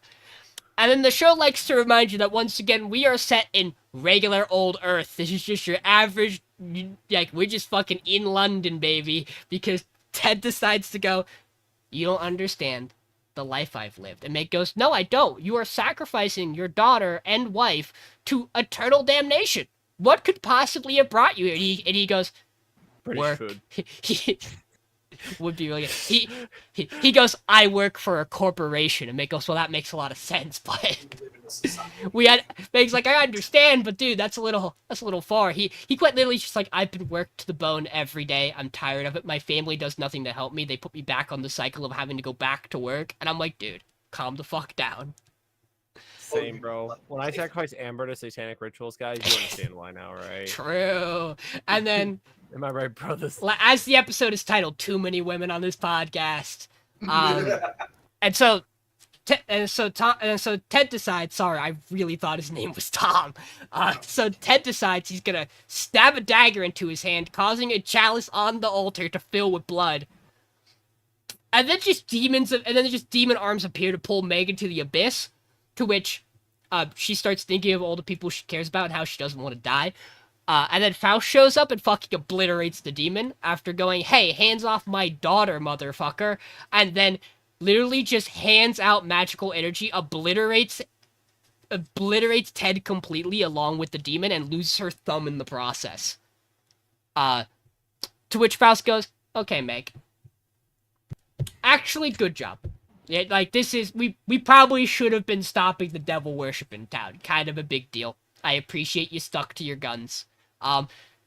Try not to get yourself killed anymore, huh? how about that? And Meg goes, we should fix your thumb. And she goes, nah, you can't do that. It's gone.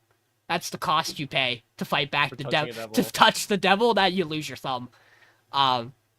They bring the family back out. The family moves. They get ready to move on out of here because her husband's dead. Her dad's dead. The girl is rightfully confused and upset and in tears because her father's just fucking gone. And Meg's response is, yeah, it's my fault. I wasn't strong enough to save your dad. Wild thing to throw at this child. But I will become strong enough to save other people's dads. She comes back and just in like 10 years. Really, actually a really meaningful scene. Very funny way that she kind of phrases it. And Meg's like, I will come visit you. And she's like, that's good. Sorry, I killed your dad. Yeah. And then we get a really nice scene where her and Faust are walking hand in hand. And Meg is like, you called me your daughter, right? And Faust is like, nope, you didn't hear that. Shut the fuck up. Didn't happen. And you might think that the show's being weird because they've forgotten to animate her missing thumb, but she's wearing the glove to hide the fact that her thumb's gone, and so when Meg grabs her, she grabs her without locking the thumb. It's very nice. There are no thumbs in Bothing, so. So Once Upon a Witch's Death is still Once Upon a Witch's Death. It isn't anything, like, animation-wise crazy. There are parts of the animation where I'm like, you sure are Once Upon a Witch's Death. You sure do look a little silly here and there. But wow, dude, what the fuck was this week's episode? It was very out of nowhere, which is kind of par for the course of the show. And I'm not sure, like, okay, as it's doing it more, I accept it as part of the show, but I don't love that it keeps doing this because it's just like, there's no, I don't want to say there's no plot because there's plot, but like, it's just like, it feels like we're just like jumping from like one magic show stereotype to the next of like, we need to get our devil worshiper Satan quota in. The important tier here is, yeah, go ahead, Mason. So that's the issue, and I brought this up while I was watching it to Cody, is I enjoy this show. I like what it does. But what are you gonna get? But we have gone 4 fucking episodes without her collecting a goddamn tear.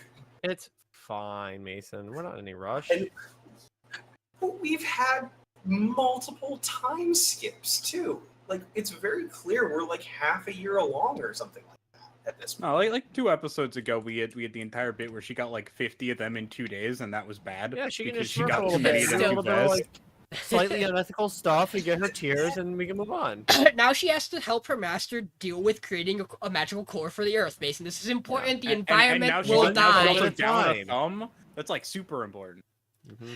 So the takeaway from this week's episode in the long narrative is this Faust is doesn't have a green thumb. Well, this is important. Yes, this is important because it's priming Meg for really bad things to seemingly keep happening. Because the lesson Faust gives her is things are gonna keep being bad. You have to keep standing by your choices. I actually really like the line at the end of the episode where she goes, "You have to make sacrifices and pick and choose." Well, she also says, "Do not regret this. Do not regret what you did today, because every mage ever, to make progress and become stronger and better, has had to make decisions that may feel wrong, but you can't regret them. You have to stand by it, and you have to stand by whatever your moral compass and direction is." I don't know where the fuck we're going. I'm interested though. Is this a 12 or is this I believe this is 12. I would not be surprised if this is just we're gonna come to a season conclusion and there is more to this, obviously. I don't know how much of this is out on the source material. I also never know if this is a light novel or if this is pure manga. I don't remember. Let's find out. Everything was a light novel. Looks like it's a manga. Oh, Hold on, never mind. Annie hold Dole's on. told me not everything is a light novel. Give me a second. I was on Rock is the Lady's Modesty. I was not on Once Upon a Witch's Death. Give me a second. Interesting. Let me go refind. I knew Rock was a manga. Weird. Maybe that's why we don't get as many music performances. They're kind of not particularly interesting in a manga. Well, that's what I said last week, it. right? Like it's tricky. Like there's only so much you can do. This is a light novel and a manga. That makes that really tricky because sometimes you adapt the light novel while the manga's going on, and that's let's see. The light novel started in 2021. The manga started 2023. So I mean, yeah, it tends to be that there's a light novel that then gets a manga adaptation, then eventually gets an anime adaptation. Hi, Snafu. With your little known manga adaptation. This isn't. Hi, Classroom of the Elite. Hi, Slime. Hi, probably a lot of other things. Those are just the two that I can name off the top of my head. Yeah, but so it'll be tricky to know where this is in its source material because sometimes that happens with light novel manga updates. Like, it is always possible sometimes that like the anime does some things that the manga doesn't do because the light novel did it. It just depends how you're adapting it. Mm-hmm. We have other thoughts we want to talk about? I mean, it's been good so far. Yeah, it's I enjoyed the show. Hope it continues. Overall, solid episode. Just decide what the fuck you're trying to do with the show. That's all we ask. This episode. I mean, I guess small thing. It is. I understand it was expected just to happen based on the way Faust talks to her, but it's like it is kind of. Oh wow! Look, Faust shows up again and saves Sperry from doing some bullshit once again. Like gearing up for a something What was bad the- happens to Faust situation. What was I the feel last time Faust saved her? I don't know. She caught her. She caught her from the fire. Well, no, her owl caught her in the fireworks, right? I don't know. I feel like Faust shows up at the end of these things to give the lesson. I feel like that is a fair. Yeah. I don't know. It was just like. I guess there wasn't really a way Meg gets out of this by herself. It was just like. Yeah, she just and dies then here's Faust to fix otherwise. it. Yeah. It was just like, oh wow, look, here's Faust Also, to fix it. There was a Some of moment the where wording in this episode was also a little weird too, where like sometimes it was like they're already sacrificed to the devil, and then sometimes it's like no, he still has to do the ritual to like fully sacrifice him. Because this is where he's like, give me all the power for eternity, because I'm sacrificing a witch too. So from how it sounded to me is that the process literally is you sacrifice someone to the devil and then they come back, like, and then they are just cursed to continually come back, and the more you sacrifice them, the more intense and like horrid the punishment is. Because, like, that's the only reason I could imagine they use past tense and say that they've been sacrificed, is that he's already done the ritual once. Like I said, they said it, but then also, like, he offered to sacrifice them again there with the witch. It was very weird. I guess the idea is he's sacrificing their whole bodies here. He sacrificed parts of them, like their hair and stuff. I think the idea is that they are marked to be sacrificed, and there's no way to stop the mark. So that's why they use sacrifice. Unless you stop the ritual to begin I with. guess So, like, that could be the other way. But we don't have enough information to know. Which you could argue is a thing that the show could do a little better on, is fleshing out its magic system. And how things exactly work. It's a soft magic system. I don't expect it anymore. Except for when it's not. But yeah, most of the time it certainly is. Is there a thing I was gonna say? I don't think so. Let's move on to our last show. So 2B Hero X. So we started a new arc. We're in 2D animation as opposed to 3D. It looks fucking fantastic. Who would have guessed? So this episode we are following. We start off where there's a plane crash, and there's only one survivor, and it's this little girl with cyan hair. I wonder. Gee, I wonder. And a journalist who managed to get into the wreckage area finds her and ends up kind of smuggling her out because he gives the reason to the man he's giving off to that runs an adoption agency. Quote unquote. He tells this guy, well, I didn't want to just like give her to the police because very clearly this crash had something more going on with it because no heroes showed up to help at all. So this is a conspiracy. I'm not going to put her in more harm's way. I want to give her to you where she'll be safe. Because this man runs an orphanage that is not at this point a church. Yeah, not yet. Not yet. And Cyan hangs around here for a little bit and is like trying to interact with the kids and learns that she does have an interesting power in that she's just dominant. She has luck powers. Um, essentially, at one point, one of the like maids around here and like caregivers has something in her hands. The kids all want Cyan to just pick where the thing is, like which hand it's in. And she's just gotten everyone right after like 30 tries. We find out that she has these luck powers. Cut to the maid that was having things in her hands is using Cyan to make a business where she is handing Cyan off to different people to bless them with luck and getting paid off of it. And the guy that runs the orphanage finds this out after Cyan has been kind of used over and over and over and over and over again. He goes, "Hey, maid, you're fired. Get out of here." No. This is not happening again. Cyan, if anyone is trying to make you overuse your powers without you wanting to, let me know. We can help with this.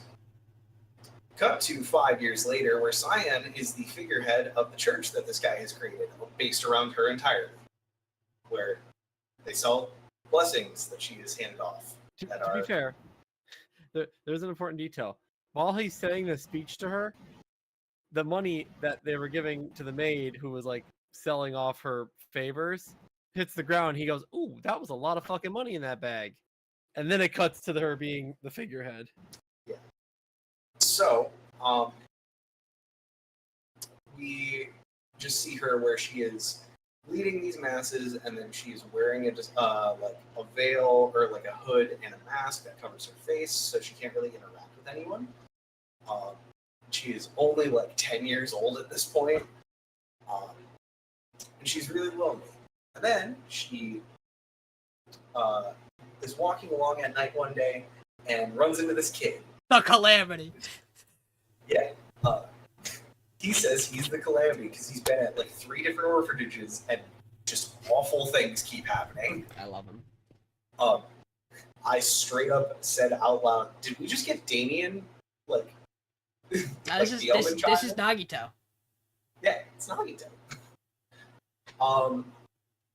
And they have a discussion where she's like, "I don't want to do this. I don't have anyone. I'm so alone. I hate this. I'm too lucky.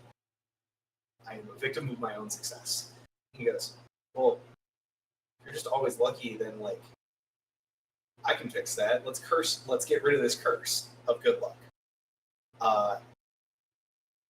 And we don't see what he does, but he takes her and has her close her eyes and gives her a ball, we see. And then it cuts. And we see later on,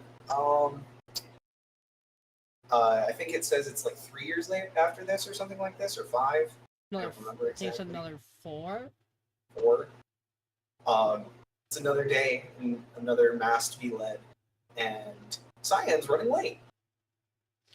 She runs up to the church, has the veil on and everything, and right as everything's about to start, she rips it off and is wearing rollerblades and like just regular clothing and starts. She says she has a new song and she starts singing. And our boy, the Calamity, rides in on rollerblades with a guitar and they start playing a song. And the entire church loses their minds because they've never heard rock music before and pop music. The song's great. It slaps. And we cut, the episode cuts, or we get a flashback to what she was actually doing at this point when she first met him, where he hands her a marble and just tells her to throw it, and she throws it and hits a fire alarm. And tells her, "Yeah, well, I don't remember the exact quote, but it's something about like you can always feel the rain," I believe. It's different depending on if you watch the dub or the sub. Yeah, I didn't know there was a sub at this point now. I thought there was only the dub still. Yeah, no, there's a Japanese sub. Oh, interesting. John, are you watching this dubbed or subbed? I've been watching it all dubbed. Okay, for so WX. I have been the only person watching this sub, and that is a very interesting thing to know. I wonder. We'll talk about it. So yeah, in the sub he says you could always dance a little bit in the rain or something like that. along those lines. In the sub, let me get it. It's 6 years. It's the second time skip, by the way. I knew it was an even number. Let me get what he says. Because it is this part. This is one of the lines that is different. So give me a second on it. I'm literally about to have it. So. I'm there. Just because you have good luck doesn't mean you can't have a rainy day. Is what he says in the dub. Yeah. Yeah, in the sub. That's what I meant was I thought you were getting the sub. I'm like, I'm already there, Mason. Just. In the sub, he says to her. Oh, and to finish out the actual episode, they're running to try and get out of the complex. Yeah. And they have an accomplice like holding the door, like, "Hey, come on, get out! Like, we gotta hurry." And then the guy who runs the orphanage blasts this man into next week, and has this like dark aura around him. And goes, "You're not leaving yet." That's okay. So in the sub, by the way, he says to her, "See, even good luck isn't always perfect." Mm-hmm.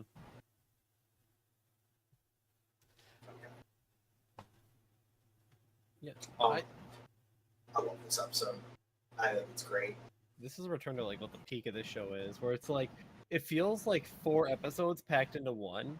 Like when you're describing it, Mason, I'm just like, yeah, that did all happen in this one episode. Like you almost forget that like this was all just one episode following Lucky Cyan, right? There's some And other so it's stuff just in like- here. Yeah. And you get to the point where like you're left on a cliffhanger, which is very important. Yeah, go ahead. One thing I also forgot: the initial journalist that found her in the wreckage. After this all happens, he drops her off at the adoption agency, or at the orphanage. Excuse me. He goes back into his work and is like, "Hey, I write about how this plane crash is a conspiracy." His boss goes, "No, you're insane. This isn't a conspiracy. Just do your regular job." And he goes, "No, fine. If you're not going to print this, I quit." And as he's walking out, there is a guy that is talking about how everything is a conspiracy and the plane crash was absolutely like a government op and stuff like this. And he's about to get like dragged off by police, and the journalist goes, "Hey, no, hold on. What were you saying? Walk and talk. Hold Let's go." on. Let him cook. And then also, also- his daughter is trying to be the #1 ranked hero. Correct. She is trying to specifically. She says she's trying to be X. Yes. And she's trying to eliminate the trust value system. Have we heard that before yet? Which 'Cause part? this is all taking place in the past. Have we Yes. heard of who this hero is? Her? No, we have No. not. His daughter or whoever? No. We have not. Okay. But we also haven't actually heard that much about other heroes aside from the ones we've I seen. also- who's currently I also X and don't know if everything. we've thrown out X as in like a person. No. Well, we know X is like the title of the #1 hero, right? Because the whole goal is being the #1 hero, you become X, right? I don't think we ever had confirmation on I it, thought but that was it the label they it- put on it. loops around to his to be hero X pitch. It makes a lot of sense if you know that. It might have been No, hinted at So I thought early, that's what they but said at like the very start is like they might all have. these heroes compete to become X, who is like the #1 hero. They might have said But it. the You're thing right. is also Ben that's said also it Lingley episodes being saying some bullshit there. Okay. It could be me reading much into it No, too, because like I'm well, like, sure when you you're pull, like, the right. synopsis for the show. Yeah. It says, and the hero who gains Yeah. the most trust is known as X. I'm sure the So, synopsis has it. Okay. Yeah. I was trying to make sure I'm not pulling that from like somewhere out of my ass. I think it is Yeah, coming from the I'm pretty synopsis. sure I that's the don't think thing. we've gotten hard confirmation on it. Because I can almost guarantee you we know who X currently is by the opening of the show. What do you mean? It could be anybody. Yeah, anyone can be a hero. That's isn't that like the Yeah, whole thing? Isn't that exactly. the plot of the first 4 episodes. Anyone to be hero, you know what I'm saying? Yeah, anyone to be hero X. To be God. God. But yeah, this episode's fucking phenomenal. It is a great introduction I to love Lucky Cyan. so much. I love how you get the introduction. You're like, oh yeah, he is a nice guy, and then it immediately cuts to Doing he's the exact starting same to thing. he's being slightly nicer about it and less obvious because it's for a charitable cause, but he's still manipulating her. He is trying And then to he eventually quote-unquote just help breaks people. at the end and fully reveals, "Nah, you're not leaving. Fuck you." It's a neat thing to do it that way. Also, It's really, like, love bro, you how had one fucking job. yeah. Like at the beginning, Cyan seems like, oh yeah, it's like, oh, she's just kind of like one. I love her like Bochi-esque reactions to everything at the beginning. Wonderful, wonderful bits. I have no issue with the art style change. So This is fine. hold on, I will There are be few scenes where it looks a little weird. There are. That's fine. Here's the You got problem. a cut budget somewhere in the show so far has Yes. been like a 10 out of 10. Here's the problem. Here's why I think the large Let problem those is artists eat and one of drink the water. one of the first piece of fluid animations you get in this episode is the soccer ball scene, and I don't think it's very good. And I think that sets a very poor taste for the episode unjustly, because it's not that bad. It's not. I was about to say, it's not that bad. It's jarring. It is jarring because it's not as smooth as the rest of the show has been. Like, I understand, because I saw that and went, I am now worried a little. Like, legitimately. I was like, I am worried about that. And then this particular arc has decided its art is gonna be very wild and all over the place. Like, it does things that are very typical superhero comic art stuff, but are not very to be hero style things we've done before. Like the maid running in to save her and doing like the kind of Wile E. Coyote monster face pop up, like the Bochi-esque animation stuff. I liked those a lot. There are some things that are jarring and are not what you would be used to. It is absolutely an overblown reaction, but I can understand where the root cause of it came from. Because like I was worried. I was fucking on something my first watch through of this episode. I will tell you. So this is really interesting. I'm not sure. I'm really interested in where my kind of negativity towards parts of this show are coming from. I largely want to chalk it up to first 4 episodes are so high. I rewatched this episode with Michael. And where I wound up landing is I really, really, really fucking enjoy essentially the 80% back end, like from the 80% mark of this episode, from the back, like to the back. It's maybe the beginning that I was not sold on for this episode of like, I had hesitations, and I think a lot of those hesitations just hung and stuck, and it made me feel off about this first episode. Rewatching it kind of re-hit home all the things I really liked about these two characters, about their dynamic. I really love the two of them. They're adorable. There is a non-zero chance that the sub is too wordy. And that legitimately might bog down the experience a little bit. Because I had the sub up watching it with Michael with the dub audio on, so that I could see what the differences were. And I also think I enjoyed the performances of the dub more. Dub's really fucking good. For these characters. I do think the dub performance maybe gives away that the orphanage owner is a little meh, a little early. I didn't. But I was also watching it retroactively knowing. So like, I picked up pretty early that he was a little off. Yeah, I picked up that he was a little off just because he was too nice, but I didn't pick up we're like fully using her until it transitions to we're in a church now. Which I think that is a jarring cut that on first watch for me made me feel like we're moving too fast. Of like, I feel like I'm missing things. But retroactively, again, I'm like, no, it does flow nice. I like it. I like what it's doing. Again, I was fucking on something on my first watch through of this. And I also told Michael, almost assuredly, I'm going to have to start watching this at my computer with my headset. Because I've watched a couple of these episodes with headphones or just out of speaker on my phone, and they don't do the music portions of it justice. And I did watch the first 4 episodes headphones, and I am noticing that I'm not picking up on the music cues that I really enjoyed in the first 4, which might have been hurting the past couple.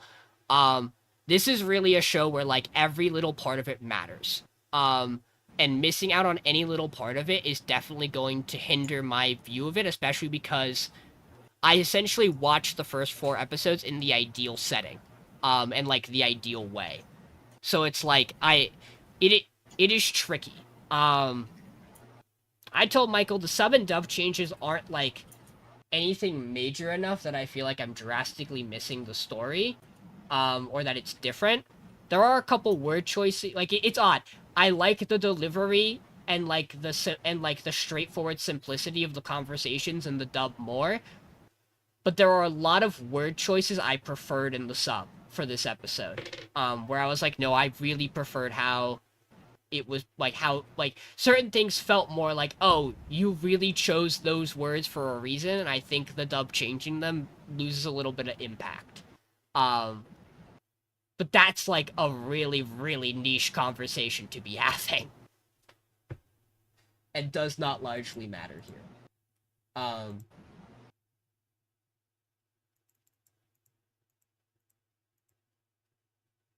Yeah, I mean, it's just like, this is just kind of a back to form episode for me too, especially with 2B Heroics, where it's like, I liked the last arc, but definitely was like a step down from the nice arc. And I think it's gonna be interesting to see, because we see Lucky Star as more of like a positive hero, I would say, if that makes sense, less of the anti-hero type. So, like I said, we'll see how batshit this evangelist priest goes basically on her in the next episode. I think the really interesting thing here is that prior to this episode, there was no indication in this world that people just had powers. Every like development for any of these heroes seemed to imply that people bestowed their powers upon them, and this is your confirmation that that's not true. That there are people who just have powers. Like she's not lucky because everyone thinks she's lucky. Like they reinforced that belief for sure. But like she had some kind of luck prior. You don't survive the plane crash. It definitely contradicts what we know right now. Yeah, and the stuff with the reporter's daughter. Yeah, the stuff with the reporter's daughter implies that you can abolish the trust system and still have the hero system. Which is very interesting. That she seems pretty confident on that. Yeah, I also, like, my first watch through, I was not a fan of the music performance, because just, like, for me, things didn't feel like they were syncing as well. Like, music style and what I was watching did not feel like they flowed well, on my first watch through, and maybe that's a mobile thing. I don't know what to tell you. Michael could tell you I was literally losing my goddamn mind. I was, like, quite literally worried that somehow it was, like, desynced a little on the sub. Because I watched it with Michael in the dub, and I'm like, no, that's fucking perfect. Why that, like, everything lines up really well, and I really like it. But, like, my first watch through just did not. And that just reinforced the, maybe you shouldn't be 2D animation, because I was like, if this was 3D, it would line up better. But again, second watch through, I was like, no, that's not even a problem. So I literally do not know what the fuck I was on today with this. It sounds like, dub better than sub. Like, dubs are really good. I will say the dub's really good. I don't see myself switching to it because I've already watched 8 episodes subbed. At this point, I might as well be the person who has that experience, and we'll find out by the end of it if somehow that makes it really worse. I might be interested at some point going back and seeing if things are drastically really different on certain things that have swayed my mind. That, like, maybe certain wordings have made some things more unenjoyable for me than you guys. I would be intrigued. But yeah, let me get the voting up for us. But yeah, that's, so, like, this is where, like, I wound up with the show, was, like, it's not 1 again this week, because I'm still I'm still hesitant about a couple of things. There are still a couple of things that, like, in my mind, I'm not completely sold yet. Like, John, you said to you this was a return to, like, first arc. I'm not quite there yet. Well, I mean, it's a return to like the overall form of how good the first arc was. I don't think it's as good as the first arc yet, but I think it could be, if that makes sense. Yeah, this is gonna be interesting because really, this is like, this arc is gonna decide whether this show gets top 3 or not, probably. Because like, if it's not going to, it's going to happen here in these next 2 episodes, right? Like, you don't have time for another arc in between now and where we go. Like, if for some reason this show doesn't make top 3, it's gonna happen this arc. We don't have enough shows left. I don't see that happening. You don't know what can happen with Mason. I mean, fair. Mason. Wonder Egg. Wonder Egg priority. True. Yeah. Is all I'm gonna say. Like, that's fair. I Yeah, also Wonder Egg also like lasted on the podcast after it started getting bad. true. It did. It was in. You're right. It was in top 3 when it was bad. So, You're like- correct. You are correct. But we have had drastic turnarounds on things, and I'm just For sure. it's. I don't. Here, my argument is I do think we have other shows that are, in my opinion. I know. Look, I've seen your fucking power rankings. I know how you guys feel about this show. I know I am literally the only person with this belief that I think this show can drop out of top 3. But I legitimately do think the other shows this season are good enough that if a show doesn't keep quality, it could change it. I do believe That's fair. that. Yes. And that's largely me coming off of the last arc and not feeling it was strong enough to hold a first place spot the whole way through. But yeah.